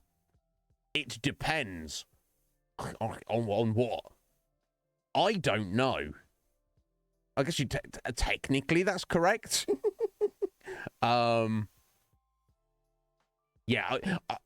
I've really liked Akash's questions up until now, but for a multiple choice 6 answers on each question, I'm not too keen on this question. But never mind, because some of it I don't know. It depends. Probably it's like so vague. I don't like stealing, so therefore no. That's not even saying no, is it? I don't like stealing. Would I steal somebody's lightsaber to win a battle? Yeah, of course. I don't give a shit if I'm in a battle. Yeah, I'm going to use anything I can to win the battle. I'll poke you in the eye. I'll kick you in the nuts. I will steal any and all lightsabers that exist. Yes. Moving on. What color would you like your laser sword's hilt to be? The hilt. Ooh. Now, I guess this is a chromified version of these colors. There's some kind of weird cop-out here. Or is Akash... Do you want white, grey, blue, golden, white, or black? Now... if there's only 5 answers... he could have just had this question as 5 answers. And if he really needed to repeat one of the answers to just fill in that 6th gap there, why white? He could have doubled up black or blue or... white and dark white. Okay, I see. I see, right? Wow. Yeah, I don't want that white, but this one I'll do. I don't know. And I don't know exactly sure what it means with the hilt. Because if anyone knows swords, the hilt is the bit, the guard, although most lightsabers don't have too much of a guard. The point where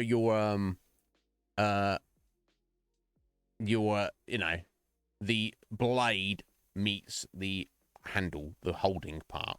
I'm going to assume Akash means literally the whole of the handle, the pommel, the hilt, the physical object of the lightsaber that you hold on to. What color is that? I'm going to assume that's what it means. And of course, it's got to be black, because black is the best color. Does it matter? I'm not going to be... here's your lightsaber is... Oh, I don't like the color. Send it back. I want a refund. I want to be like, awesome. Oh, it's fluorescent pink. Cool. Not what I would choose. I'd rather go for a stylish black, but I don't care. 15. Now we're getting weird. How would you hold your lightsaber? In my hand, presumably. With 2 hands. Like a baseball bat. Just, like a shield. Something like... Maybe it's like a bit like how Cal's stance was. With 1 hand, as opposed to be the 2 hands. 1 sword in each hand. We're doubling up with lightsabers, aren't now, we? It doesn't matter. I mean, there's different interpretations of this. You can say it's combat, so you do whatever works. It doesn't matter. Excuse me. But if I look to, our greatest historical swordsman, Musashi, he was very much of the mind of dual wield, a sword in each hand.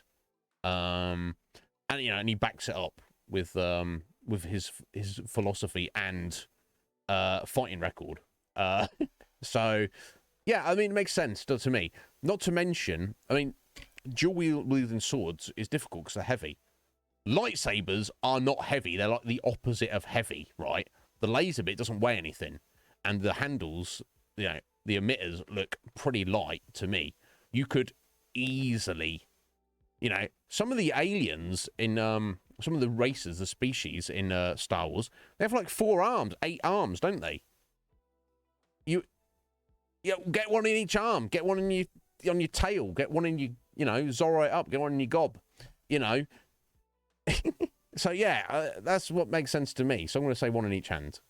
Not I've necessarily got the skills to pull that off, but the Darksaber's heavy, is it, Travis? Damn, interesting. You pick gold because you're a bit flashy, Af. That's appropriate. I like it. 16. Should you fight another lightsaber user Where would you attack first? Oh my god. If you have the choice. I mean, it's not going for the. This is not going for the kill. It's like where you would go first. Obviously, the dangerous part is their own lightsaber.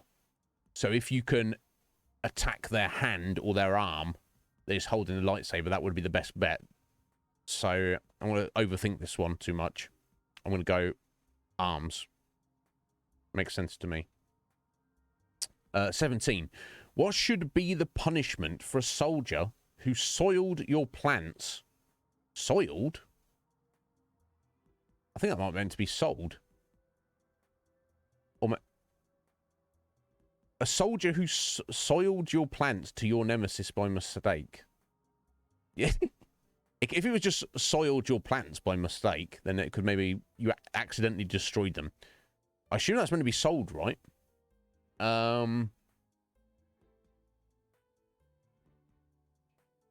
It's got to be right. Soiled your pants. Can you imagine if that was... Which would be the punishment who soiled your pants? I was like, what are you doing wearing my pants, buddy? And then you came across my nemesis, and then you soiled my pants. Damn. But it was a mistake. Obviously, you didn't mean to soil my pants. Oh, my God. Hilarious. I'm a shoe. This is so. Am I misunderstanding? You know, right, Scoo? Yeah, you have to be brave to be a stormtrooper. Let's put it that way. So I'm going to assume that I'm going to try and interpret this question. Plants. What you? I'm going to assume a soldier who works for you, whoever you are, subservient to you. They went and sold for money, you know, barter, commerce, your plants to your nemesis by mistake. So somebody who is subservient to you in the chain of command, a soldier. So it's in the military setting. They gave some of your resources, your personal resources, or the resources of your command, to your nemesis, your absolute enemy. Just like, here you go. Oh, what happened to the budget, Steve? Oh, yeah, I gave it to Fred over there. What? No, Fred is my nemesis. He's the nemesis of this company. You just gave him our money. I didn't mean to. Okay, if it's a genuine mistake. That's insane, isn't it? But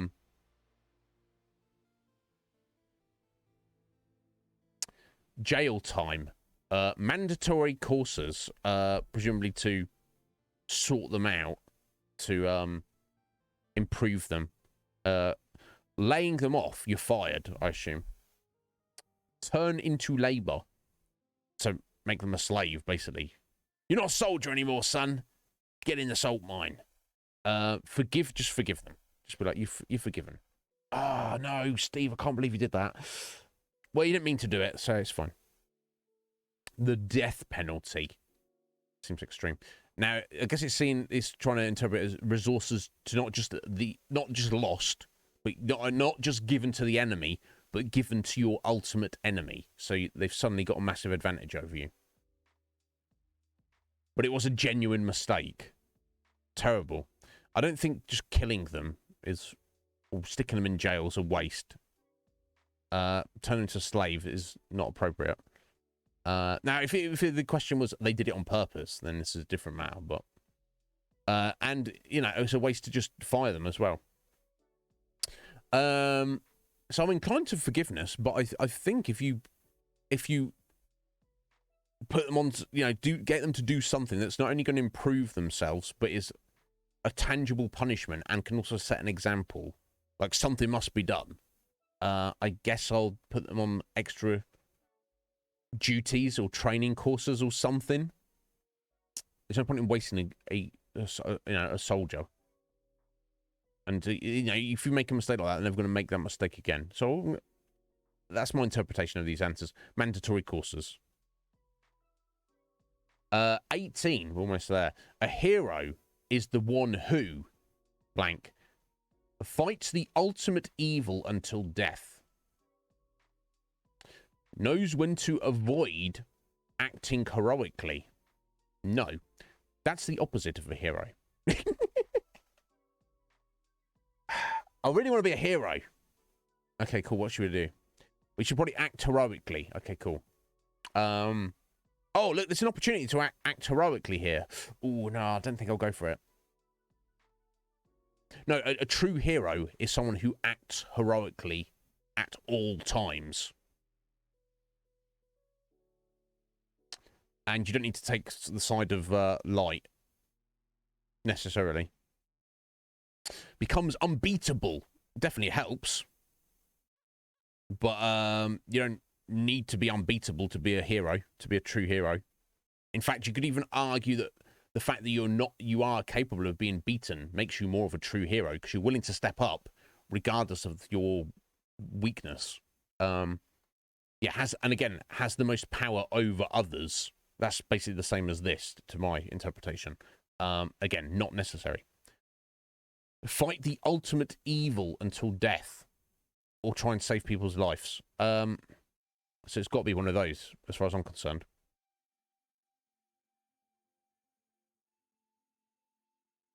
It's important to save lives, but you've got to think if there's an ultimate evil out there, you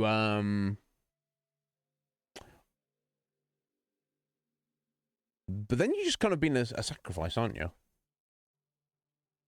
If it is fight and defeat the ultimate evil, fights the, oh, it doesn't even say ultimate, does it? The evil. The evil. What does that even mean at this point? I don't know. Who knows? You could argue, so if the hero fights the evil guy, the bad guy, and defeats them but sacrifices their own life, that's very heroic. If they fight them and just end up dying, that's great. You were a good hero, but are you a good hero now? No, because you're dead. And a true hero's calling should be saving people's lives. That's what I believe. Ask All Might. Yeah, save lives. 19. Oh, choose a symbol that you would tattoo on your arm if you were a Star Wars character. Okay, we get a choice of an animal as a tattoo. Lion, owl, dog, phoenix, swan, or wolf. Now, I mean, I'm tattooed anyway, and I actually have one of those animals tattooed on me. So I guess I would just stick with that. Owl. That's what I've got now. That's what I'd have, you know. I'm not gonna, if I stepped into the Star Wars universe, I'm not gonna want to lose my tattoos. I'm like, yeah, I'll take them with me. Final question. What type of person would you marry if you lived in the Star Wars universe? I wouldn't marry anybody. Well, I guess we have to. Yo, Jack. Yeah, why's your tattoo not on this list? How you doing, bro? Are you well? What's going on, buddy? We're doing the final official lightsaber quiz. I think did I have the link still? If you want to do it, you've probably already done this, Jack. Yeah, there we go. And you probably were on the final question. It's taken us a whole minute to get through it, but obviously I've been contemplating every question. Yeah, a phoenix would probably be my second choice of those that were there. But I'll go owl. Yeah, you could probably whip through it real quick. And you probably already done it or know this. But yeah, what characteristic is most important in your spouse out of these 6? Brave, wise, loyal, unique, kind, ambitious. Very important to be brave. Very important to be wise. Yeah, loyalty. Yeah, if they're not loyal to you, that might not be good. Unique. We're all unique. Kind. Yeah, if you're not kind, that's terrible. Yeah, I can't really think in the context of the Star Wars universe. So I guess we're looking at myself in reality. You have to be all of these really, but I guess kindness is the most important. I would I would accept a significant other with minimal amounts of bravery and wisdom. Not minimal, but less. With their, number one feature being kindness, but loyalty. I guess you do have to be loyal, because you could be like super kind, but then they're like, oh, but yeah, I betrayed you. Sorry about that. I was not kind for a minute there. Yeah, I guess technically it's got to be loyal, because if you're in an actual relationship with someone, they've got to be loyal, haven't they? Anyway, here we go. This is the final question. This should answer everything that has led up to this point. What colour? What colour? Not our previous blue. What should be blue again? Which will just be testament to the other quiz, won't it? You picked wisdom. Yeah, I was tempted by wisdom there. Yeah. Of these, it was wise and kind. The other ones. Brave is important. Unique and ambitious. Definitely nice features, but they're not as important as I've ever thought before. But yeah, I guess loyal. We're gonna go for. Here we go. What colour? Any guesses? Doesn't matter. Anyway, we've got a bunch of greens, didn't we? We also got Scoo got purple. King Udon got red. Whatever else get? Yeah, green for Atheline, green for Root, green for Wolf. Yeah, purple for Scoo. You reckon I'm going to be blue, Scoo, based on what I've put in there? Yeah, but Bart got white. Who else got white? Somebody else got white. No, Squidge got white. I think that was everyone who did it. Okay, let's see what I'll get. Green. Greening it up, folks. Join the green team. Congratulations, one of the strongest warriors in the galaxy. I don't know about that. Not many Jedis own a green lightsaber. That's because you need to control your anger to hold such a laser sword. The color of the lightsaber reflects your calm and reliable personality. You prefer to negotiate your way into your goals rather than any violent approach, and that makes you a great leader. I mean, I don't know if any of that is true. But there we go, green. Greening it up, folks. Join the green team. Yeah, Travis is like, I don't need a quiz to pick red. Fools. Excellent. Well, thank you, Atheline. That was a lot of fun. And I'm honoured to join you other greeners. Yeah, I don't, I wonder how varied our choices were there, but yeah, I'm happy with that. Yeah, I don't know if I'm not one of the strongest warriors. I don't know. I guess I control my anger. And I like to think I'm reliable and calm most of the time. And I would always choose negotiation over violence, if possible. Great leader. I don't know about that. I think if you can genuinely call yourself a great leader, or a leader at all, that is something to be proud of. But yeah, it's not easily pulled off, is it? Damn, Atheline, that was awesome. I really enjoyed that. Some of you probably, I know you like, if you're here and you like your chunky chat, that's great. There we go, take that. Oh, here we go. Bark with the hydration and the stretch, thank you. I just got a raffle ticket here from Slight a million years ago. Yeah, I said I was going to deal with it. Here we go, I'm dealing with it. Sorry, Slight. Go on. Swing a league. We went on a little bit there. How are we streaming? 2 hours. Okay, that's fine. It's fine. I'm gonna end up like hardcore Harry. I know some of you here like video games. I don't care about that. Just bring on the chunky chat. We'll see. Okay, that's 4th ticket for Slight there.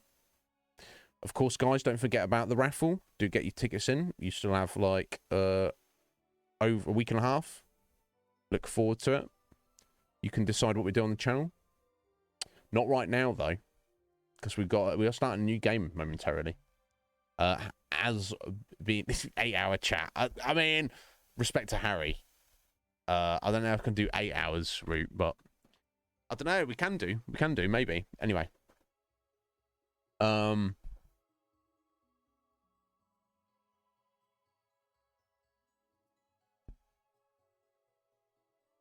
guess the white one represents the absolute purity. So Bark, you're just choosing constant forgiveness and saving people and negotiation, no violence, and the light side, etc.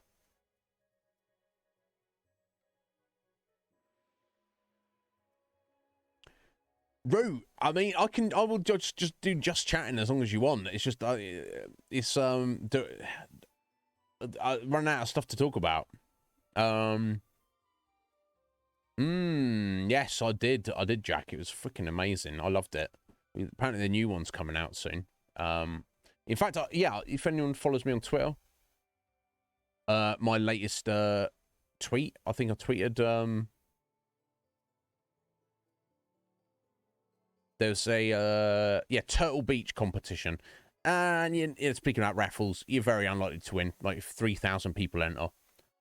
But yeah, if you just you have to follow them, retweet and like their post, then you put a Star Wars GIF with a hashtag in the replies, and you can win a copy of the new Fallen. Well, it's not Fallen Order anymore. Jedi Survivor game, and it looks like we definitely play as Cal again, which is cool. And a wireless headset, Turtle Beach headset. So you never know. Get on that, folks. Someone's got to win. Presumably, and this is all just a publicity scam. Which, I don't know, maybe. Yeah, that'd be awesome, wouldn't it, Root? Although, now I'm looking at it, it's, I wouldn't even be able to play the game. Oh, yeah, no, because it's a Xbox Series X or PS5 version. I could take the headset, and I think it's a digital copy. Yeah, it is. I could give the digital copy to one of you guys. or have it as... Yeah.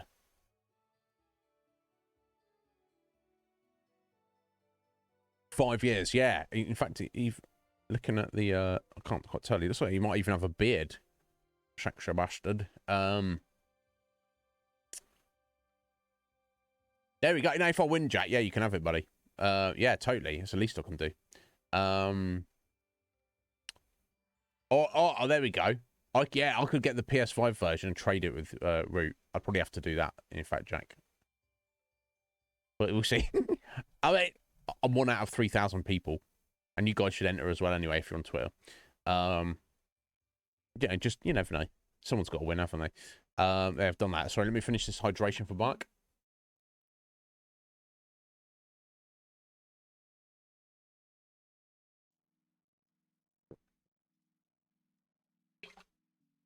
Thank you, sir. Let's stretch it out. Oh, a bit. Oh, a bit crunchy, a bit snappy there. get my knee up here. give that a crunch. Falling apart. The old man. Oh.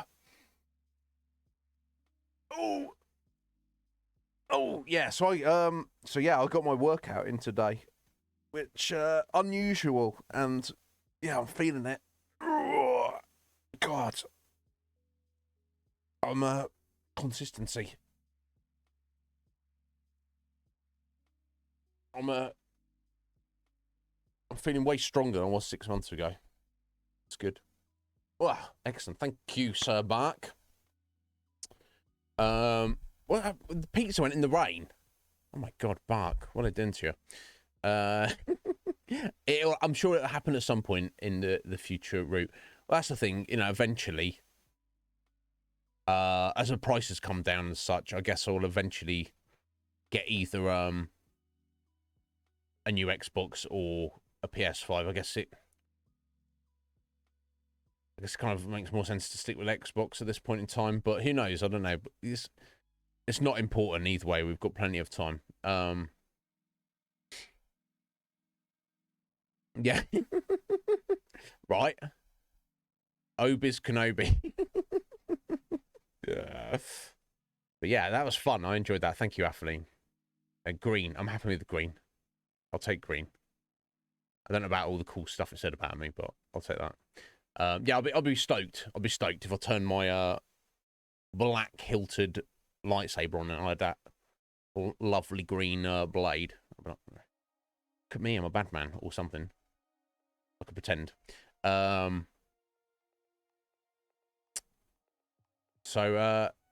Yeah, here we go, guys. So, yeah, I guess I need to step out for a minute. But if I do the talking section of what we're doing today, our new game we're starting, then I'll run away and make coffee and pee, and then we'll get back into it when we come back. I don't know.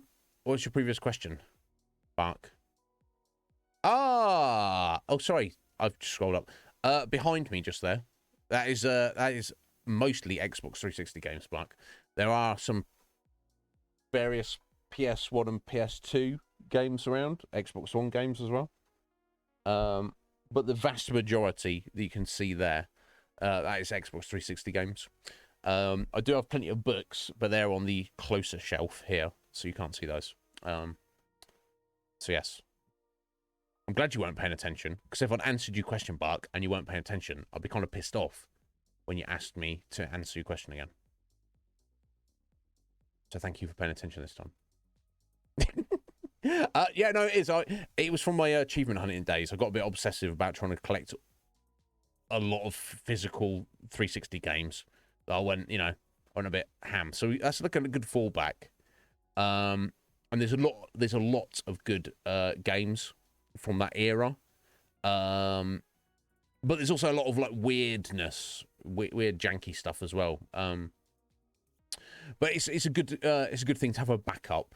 That collection. If we are just running out of stuff in the future, exploring random stuff can easily be done. Of course, that is if Root doesn't turn the channel into completely just chatting, but we shall see. Yeah, just completing the game is an achievement. Yeah, so most of those games over there, Bark, I probably have never even played. Not that I didn't want to, just having time. Red Mage knows. How do you know I said anything, Bark, if you weren't paying attention? Yeah, Lost Odyssey, yeah, I have. And I even had that randomly before I started the big old collection. I don't think I technically completed it. I think I got like 95% of the way through it. I stumbled towards the end, in the end game, I stumbled across like the ultimate optional end game dungeon. And it was kind of confusing and complicated, and the enemies were tough as all hell. And rather than either forcing my way through it or abandoning that and just going to complete the game to get the final credits, I just stopped playing it. So technically, I've never completed it. But yeah, excellent game. Super underrated game. Lejeune is also a massive fan of it. 8 votes into 3 weeks of just chatting. No, unfortunately, Root, that is not an option. However, you could have that as an activity, Root. If you think of a specific format or theme of a just chatting stream, we can do that. But that would probably be like a one-off. It depends what it is. But unfortunately, you cannot mandate. I vote for no games. For the next 3 weeks. So think about it. Think about it, Root. If it's something that you would like to see or me speak on, or you want me to get guests on here, I interview them or they interview me. I don't interview me. You can get much out of me. Or you think of a particular subject or topic you want me to speak on at length, or debate somebody. Or discuss with somebody else on stream, or whatever it may be. Whatever you can think of, I'm not against that. But unfortunately, the option of just chatting with no no other context is something I would probably veto. Yeah,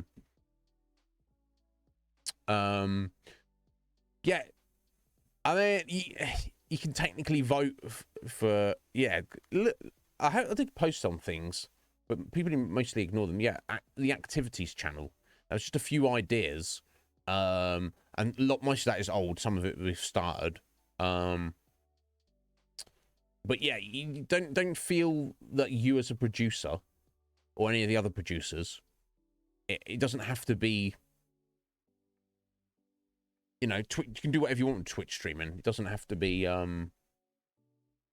video games. That's just, you know, and I don't want to remove the video games from the channel. Yeah, I would, and regardless of how we diversify, I still want them to be a mainstay. Like definitely the backbone, and it's also fine from my point of view if it remains, you know, as we have been done mostly, where it's like chonking through the games, do this one onto the next one, whether a game lasts a single stream or a game lasts 40 plus streams. Persona, that's it's fine either way for me. But at the end of the day, you know, I want to put too fine a point on it, but, or, you know, and then again, just to reiterate, no expectations, no requirements. I'm doing this anyway. But at the end of the day, being perfectly honest, just to be, you know, for the sake of being completely candid and transparent, the producers are paying my bills. So at the end of the day, I essentially work for you. I am your employee. This is the workplace. You guys are the boss in essence. The shareholders, let's put it that way. I've got to keep the shareholders happy. Board of directors happy. So yeah, think about it. Let me know. Sassy Krabeka. Sassy C. Rabeka. Hello there, Sassy. Welcome in. How you doing? Have you found us today? We're just chatting, just looking at the Just Chattings. We'll be moving on to some video gamings soon. Once we discuss those. No, it's not torture for me, Scoo. I like just chatting, but it's like, I find it's like for me. Maybe like Harry can go like hard on it for 8 hours, just spilling out the contents of his brain. And compared to your average streamer, I'm also like seem to be relatively good with that. But for me, I need a bit more like feedback. We could just have an 8-hour just chatting stream if you keep, you know, you'd like, what do you think about this? What do you think about that? Tell me about this. What do you think about this? Tell me about that, etc. That kind of thing. We go as long as you want, but just been saying, just chatting is 8 hours, go. And you'll just like sit back and watch. Then I'm like, okay, 5 minutes in, I've run out of stuff to say. So we're like, no, I need, you know, think about it, Root. Don't think I'm dismissing your idea. I just need it to, I just need some more kind of like structure or a thought or event, or I need something with it to make it go along. A Crabecca, excellent. Crab Rebecca, excellent. Yes, go for it. Rebecca, do you prefer Rebecca or Sassy? How do you like to be referred to? But yes, I do enjoy a joke. Go for it. Favorite coffee place in the UK? My kitchen, Bark. It's the only place I have coffee. You guess Sassy. You okay with that? That's only want to refer to you as something you don't want, but I generally typically shorten people's names down. You see, Red Mage though, I guess I'll drop his 22. See Atheline there, that's Ath. Bark Ruffalo is Bark. Myth Matrix is Root. Travis, FF Travis is Travis. Scoo Squad is Scoo. So, you know, I just generally shorten people's names down. Caged Wolf is Wolf, you know. And anyone else, yeah, I don't think I say anyone's full name ever. Oh, bless. Where rabbits go after the wedding? The bunny moon. That's adorable, Sassy. Anytime, sometimes people will be like, I mean, you don't tell me, and it's either terrible or people are trying to be clever. So I appreciate that. Yeah, Jack. That's because, yeah, I mean, that's your username, Jack. If you had a different username that's not your name, then I would, you know. Strawberry cheesecake. That's a Halo joke, isn't it? Sorry, I'm not. I'm not up on Halo knowledge, but yes, Cortana, Master Chief, strawberry cheesecake. Got it. Cool. Very good. Your dad calls you Scoo as well. You know, everyone in real life calls me by my real life name. But all you guys and everyone else I speak to on the internet just call me Iz.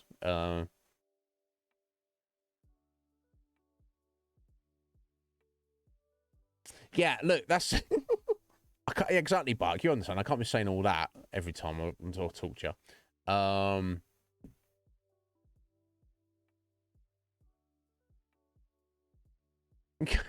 you a chickpea? I mean... yeah, exactly. I mean, you can if you like, Af. You can call me what you want within reason. The man with 6 fingers. Oh, I'm probably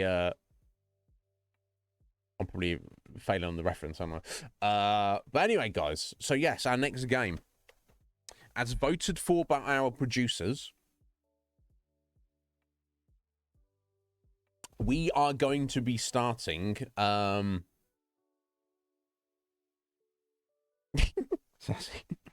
We are going to be starting not Final Fantasy 1, Travis. Although I saw a guy who was playing it yesterday and the Pixel Remaster and was and got a code from Square Enix, and I'm like, you know, I was like, I've got more viewers than that guy. Where's my free code? Should I like send him an email and be like, by the way, you're giving out free codes to content creators who, you know, have less of an audience than me, so, you know, give me mine. But no, it is not Paperboy. It is not Final Fantasy 1, unfortunately. Yo, 7. Maybe. Yeah, maybe. Interesting. Maybe they've seen potential. Maybe they've looked at us 7 and they're like, who's this freaking weirdo? No codes for this guy. But yeah, I was like, oh, I wonder. You know, I have this idea in my head that you need to be a streamer of, you know, a certain kind of like average concurrent viewership consistently before companies start giving you free stuff. So I'd never even thought about it. But, you know, this streamer, I don't really know him that well, but he seemed like a cool guy. I've stopped in and said hello to him. But, you know, he's usually got like 2 or 3 viewers. And you're getting free stuff with 2 or 3 viewers, buddy.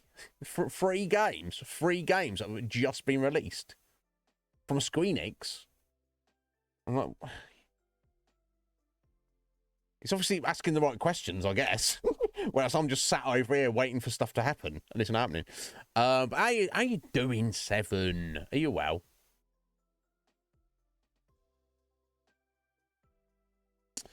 I wish I had cookies.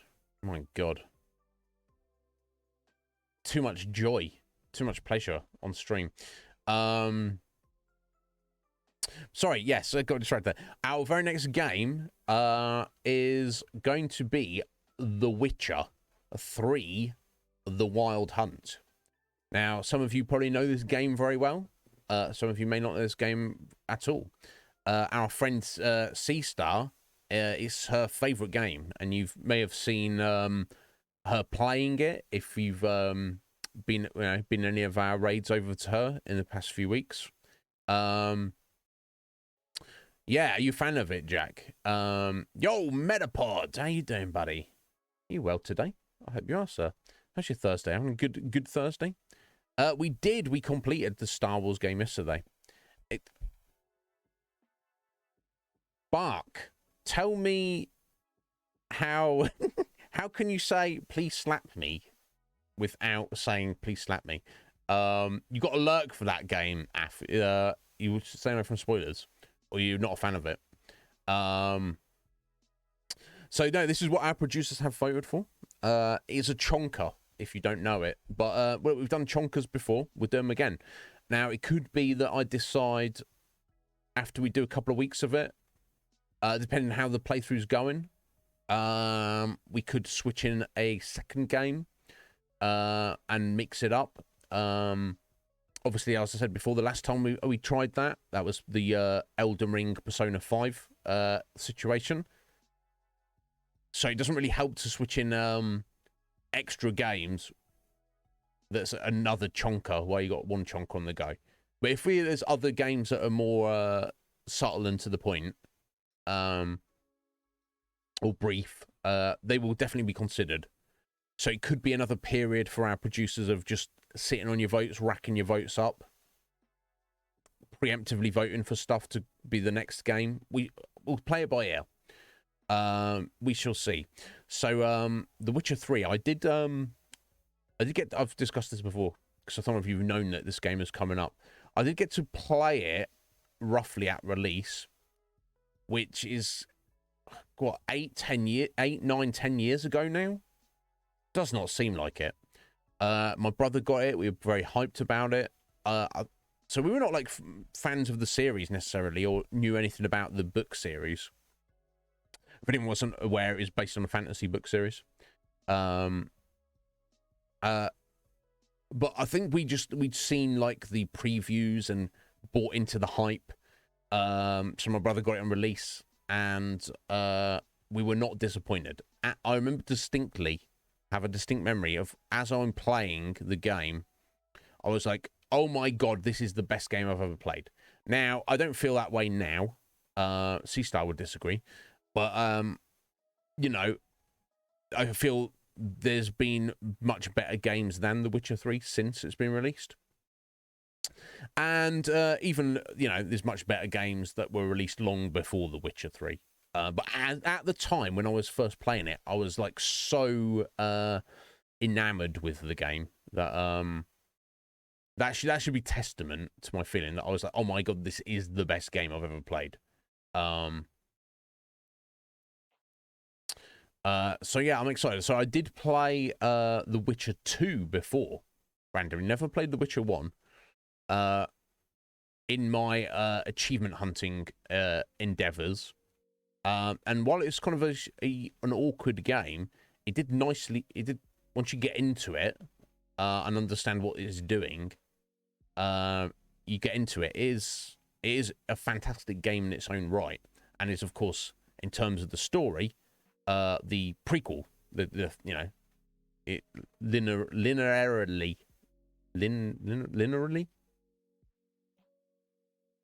Is that correct?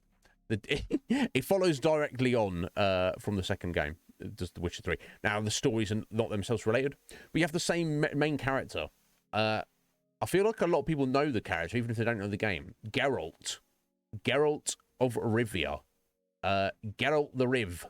Or Geralt the Nip, if you are a fan of C-Star's streams. So yeah, Geralt's very interesting character, and he's also semi-famous. I don't know the full backstory, and I'm sure some of that will be covered. But so the setting is kind of I guess not generic, definitely not generic. It's got its own vibe, but typical high fantasy setting. There's you know, monsters, magic, swords and sorcery, all that kind of jazz. And Geralt, as you may have guessed, is a witcher. Witchers are basically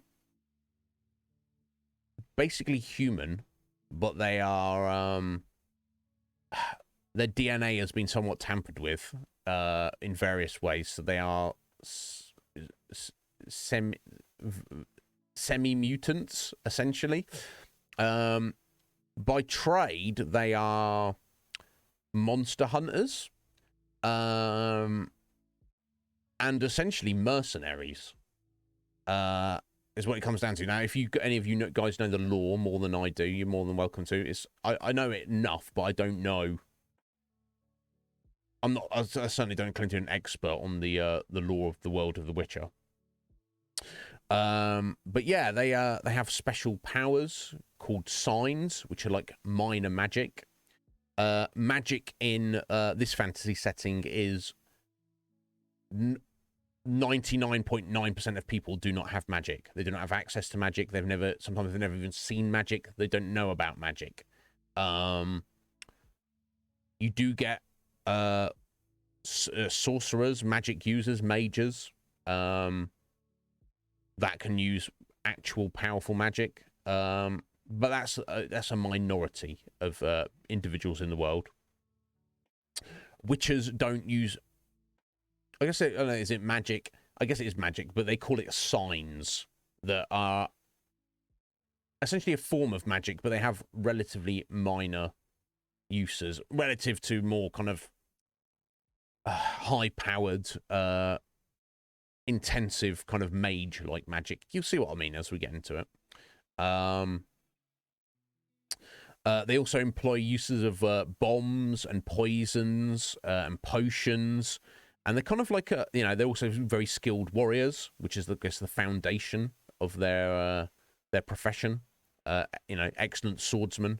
And they kind of employ all their knowledge and skills to kind of play, fantasy detective and take money, essentially, to hunt down monsters and investigate stuff. And, do gritty, dirty jobs that... other mercenaries or soldiers or, other people don't want to deal with, or too scared or too lacking in knowledge. Yeah, so I think that roughly explains what a Witcher is. Yeah, Geraldo the Nip. Metapod. So yeah, I guess I will just mention as a trigger warning for anyone who's not familiar with this game or has not played it. A couple of things to mention. You may at times see unclothed, naked female breasts. That is a thing that happens occasionally in the world of The Witcher. Doesn't bother me. I like boobies. Boobies are pretty cool. I like them. But just be aware that, some people don't want to see naked people on stream. They just don't want to see that. Now, I'm not allowed to be naked, but the characters in the video game are allowed to be naked, as long as it's not like some extreme porn game. But The Witcher 3 is perfectly acceptable and appropriate. It's not too often, but they don't shy away from it. So you might see a highly good graphical naked boob. I'll try not to be too crude with it, but also it is extremely violent. Aside from Geralt fighting monsters and vampires and you name it, whatever else, he also fights a lot of dudes, bandits, and other ne'er-do-wells. You will see guys getting their heads cut off. You will see guys getting cut in half, getting their arms and legs cut off. It's brutal. It does not shy away from violence in any way, shape, or form. So be aware of that, folks. I can't take a responsibility if people don't want to see boobs or violence. You don't have to be a... I know some people are not into like... You don't like violent. Mal, I'm sorry to hear that, buddy. You've seen me shooting people in Resident Evil. But yeah, it's it is very brutal. But I think that's just to show the brutality of the world. But you don't need to be here, Matt. I'm very happy you are here, but I don't want to expose you to things that may be unpleasant for you. Have you tried? Yeah, yeah. There's a. I've never tried to play the Witcher one, but there's a massive gap in the size and the technicality of the game between the Witcher 2 and 3. The Witcher 2 is a linear story that's relatively short, and it has open zones, sections that you can kind of, as you progress the story, can go back and forwards to back to and fro from them to re-explore, but they're relatively small. There's not too much to them. The Witcher 3 is a massive open world game, which, I mean, the way I play these games, I'm not going after every collectible, but if we come across side quests, I'm going to be doing them. I can't speculate how long this game would take. If any of those of you follow C-Star, you know C-Star streams frequently, and she's been at that game for a while.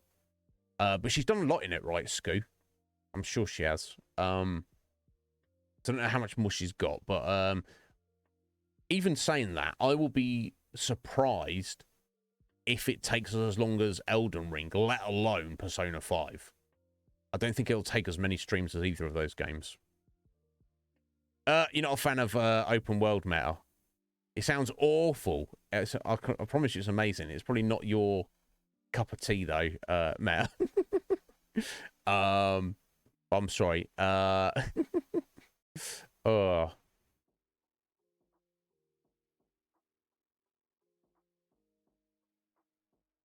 Let me catch up here. Yeah, witches are kind of like red mages, and and honestly, aside from the light and the dark side, they're not inherently good or evil. The witches are literally just neutral mercenaries, and you can choose to play Geralt as like a bit of a scumbag or a bit of a super nice guy. You can take it any way you want. Yeah, we go. Jack giving ability to mutated by magic. Yeah, kill monsters and aggressive creatures. Yeah, they're kind of they are for most people, they are kind of looked down on by the general public because they're weird and mysterious, and they are mutants. But if you've got a problem with vampires in your barn, you can't deal with it yourself, can you, buddy? You need to get a witcher in to do your business for you. Now, it's not like outright fear or disrespect, but there is like a bit of many citizens of the setting are kind of nervous or distrustful or freaked out by witches. Most of them have never had dealings with them, but almost everyone knows what a witcher is and what their like purpose and expertise is.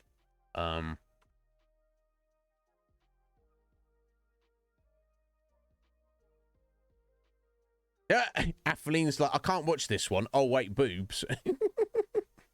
Scotty's like, oh my God, yes, I've never seen boobs before. Yeah, and for once, not your 7. Yeah, exactly. We've seen, like, all sorts of monsters and dead people on this channel before. I just, just wanted to give you a little heads up so I can absolve responsibility. Christian Minecraft stuff. I mean, do you want to make it into one, Bark? We can do that. You have pixelated nipples. Oh my God. You get me excited now. Yeah, I think it's like there's several instances of seeing boobage, but in the scope of the whole game, it's like not really that often.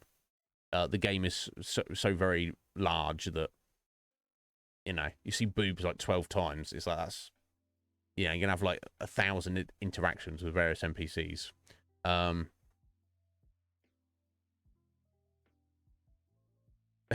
Seven's C-Star's bad at boxing. So yeah, let me speak on that for a minute. But anyone who's seen C-Star stream, she loves the game. It's like her favorite game. I believe, and Scoot can correct me if this is wrong, but I believe C-Star is playing on the highest difficulty setting of the game, which is called Death March. Now, when I played this game, I was an achievement hunter, and of course, like a lot of games, there's an achievement for completing the game with the hardest difficulty setting, which I did, and it is brutal at the start. As you get used to the game and level up, It isn't as hard, but you can die very easily. For the sake of our stream, we will not be playing on Death March, the hardest setting. I can't remember what other difficulty settings are. But we're just going to play on normal. We're just playing the game. So if some of you are disappointed, like, oh, that's not a challenge, is no, it probably won't be. I'm sure some bosses and stuff might be a challenge. But we shall, for the sake of the stream, we're just playing whatever the normal setting is, which I've not actually played before. So I might think, oh, this is easy. Although, like I say, it's been 10 years. I've not got any younger. And you know what old Izzy's gameplay can be like sometimes in action fighting games. So, we shall see. Fuck.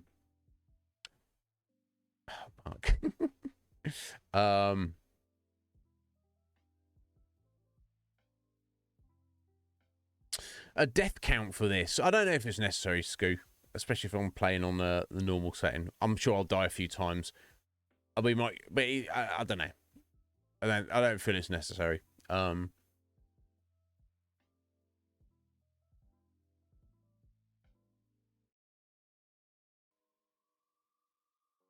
Play him as a nice guy, not a scumbag. Don't worry, Metal. I usually do. That's my inclination. But I don't want him to be, like, so nice that he's, like, people think he's weak. I don't want him to be that nice. And I do want to lean into the mercenary side of Geralt. But I'm not, like, just screwing people over and being assholes to them. So don't worry about that. Hi. How you doing there? Hi. Sorry to keep you waiting there, buddy. You got back into your Lone Wolf books? Dude, have you probably know. I don't know if you pulled your own books out or if you can read them online. They're all free online. Yeah, I hope we do as well. We've done the first 4. I'm just waiting on Cage's schedule. His hours changed at work recently. So it's a bit tricky, but it's not going anywhere, bud. So hopefully I'll try and keep an eye out. I'll try and remember to message you though if I know that we're going to be doing it, but we shall see. I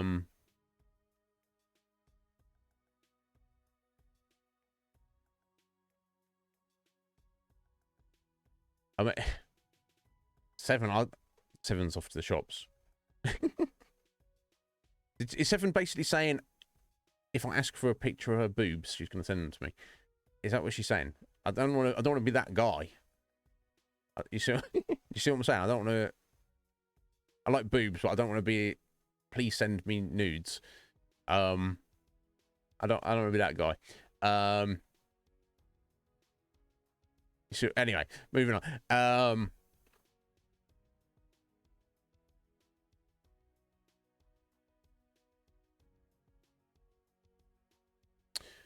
You found the normal mode to be meh, Red Mage?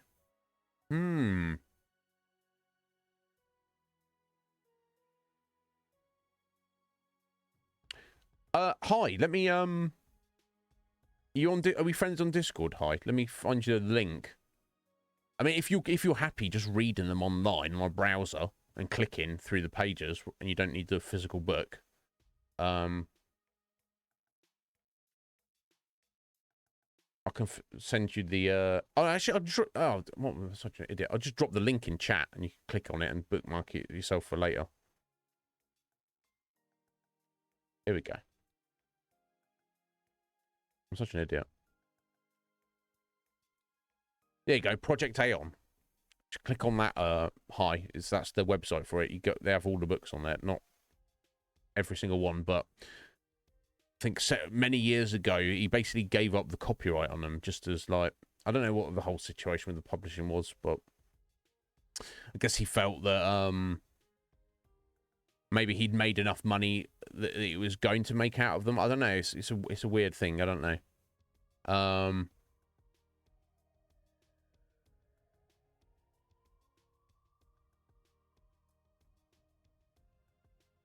Oh, sorry.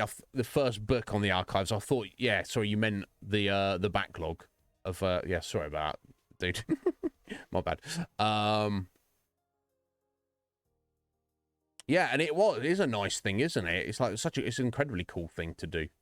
Respect to Joe Diva, rest in peace. Right. Yeah, so Red Mage, I believe you can change the difficulty setting at any time. I know you couldn't for the sake of achievements. It will balk your achievements.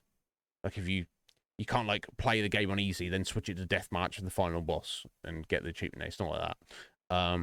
I'll just play it on normal, but if I feel like I'm massively kicking ass and it gets redundant, like I don't feel like I'm in any danger at any point, we can absolutely, increase the difficulty.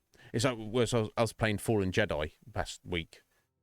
We played on difficulty 3 of 4, and I'm glad we did. I felt if we'd done 2 of 4, it might have felt a bit too easy. And some of those bosses, the 2 bosses at the end, beat the shit out of me. But we got them done, and I'm glad I didn't decide to lower the difficulty for those boss fights. Yeah, we'll see. We'll see, Red Mage. We'll start off. But if it feels too easy, we can ramp it up. So yeah, that's giving you my rundown there, folks, of what we're doing. I know some of you will be very happy about this. Some of you may be like, "Ugh, another game I don't care about, and it's super long." This is what the producers have asked for. This is the system in place. It's completely fair, and all I can say is win the raffle and get your own, and get your own votes in, and then we can play whatever you want. Mike, how you doing, Mike? Are you well, buddy? Mike, we did a really cool lightsaber quiz earlier to see which color you are. What color are you? You're probably red, right, Mike? Been of the Lord of Darkness. I got green. I'm green because I'm a good leader and a good warrior and stuff, and we choose peace, negotiation over violence and stuff like that. I was like, okay, I'll take that. No, I did not, Scoo. I got green. That's some dark side talk there. Oh my god, Scoo. Anyway, I'm gonna step. Sorry, Mike. I know you just come in, buddy. I'm gonna step out for 3 minutes. I know we've torn through today's stream. We've had basically 3 hours of just chatting. So consider yourself lucky, you chat fans. I'll go away for a couple of minutes, make coffee. And when I return, we'll start up our playthrough of The Witcher. Exciting stuff. In fact, let me go ahead and change my stream info now, I guess.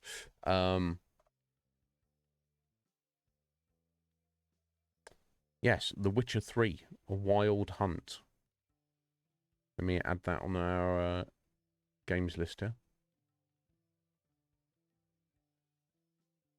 God, yeah, I'm ready for it. All that talking. Well, congratulations, Mike. 6 years, buddy. Congratulations to the two of you. Respect. If you've done 6 years, now you need to do another 10 and make it 16. Yeah? You gonna do that, Mike?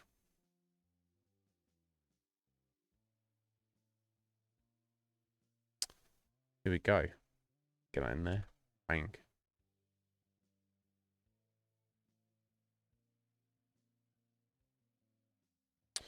So yeah, this is I'm quite excited about this.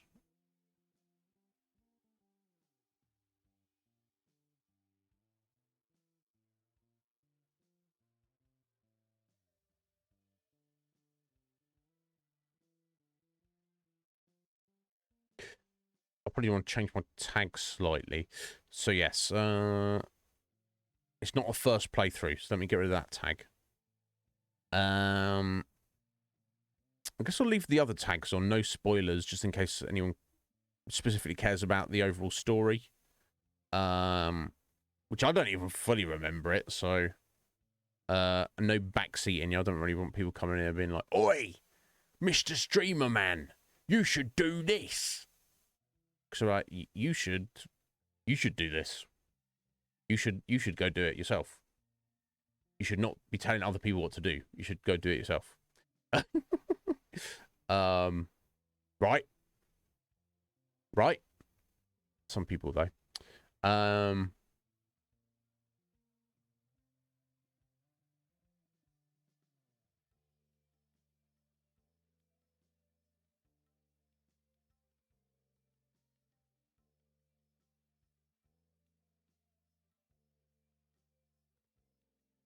There we go. Change those. Cool. I think we're good to go. I don't need to build a scene, but now I'm sure we can use what I'd used previously. I'm going to try avoid jumping off buildings, Scoo. But Gwent, I enjoy Gwent very, very much. I knew a guy who got into The Witcher and he's like, oh, I don't like this silly card game. I don't want to play this card game. No, hard disagree. That each their own. I love Gwent. I've never played the Gwent has its own standalone video game. I've never played that. Which I hear that's like far more fully expanded out rules and cards and stuff. And decks. So I don't know too much about that. Although I've seen Gabby Diggs play a bit of it, which was cool. But the Gwent card game as the mini game within The Witcher 3, yes, freaking excellent. I love it. I will be playing it at every opportunity. Not ad infinitum.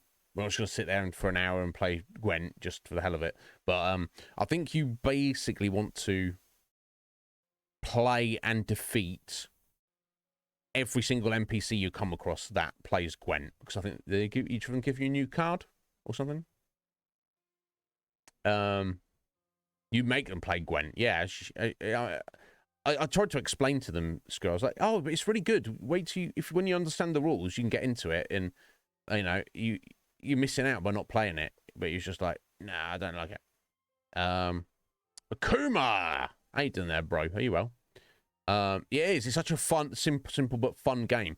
Playing, you know, gradually building up your deck, getting new cards, building new decks. Progressively fighting tougher opponents. And I think there's even at least one, if not more, side quests specifically related to it, isn't there? So, hell yeah, Red Mage. But how you doing, Akuma? You just had your dinner. You like card games and games, so this might be your saving grace for this game, meta. I don't know if. I think it takes a little bit of starting up the game before a little way into the game before it's kind of introduced, but it's very simple and very fun. So I'm sure you would appreciate Gwent if nothing else, Metapod. Jess, how you doing? Congratulations, Jess. Mike tells me tells us that it is your 6th year anniversary as a couple. Congratulations to you both.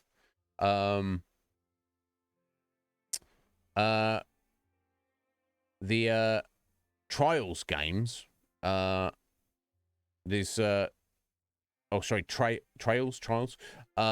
they got their own card game in, Kuma.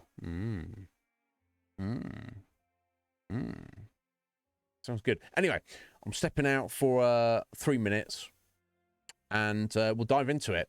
Like I say, I played this game to death, but it was like 8 or 9 or 10 years ago. So I've got a vague recollection, but I don't remember any of the specific details. And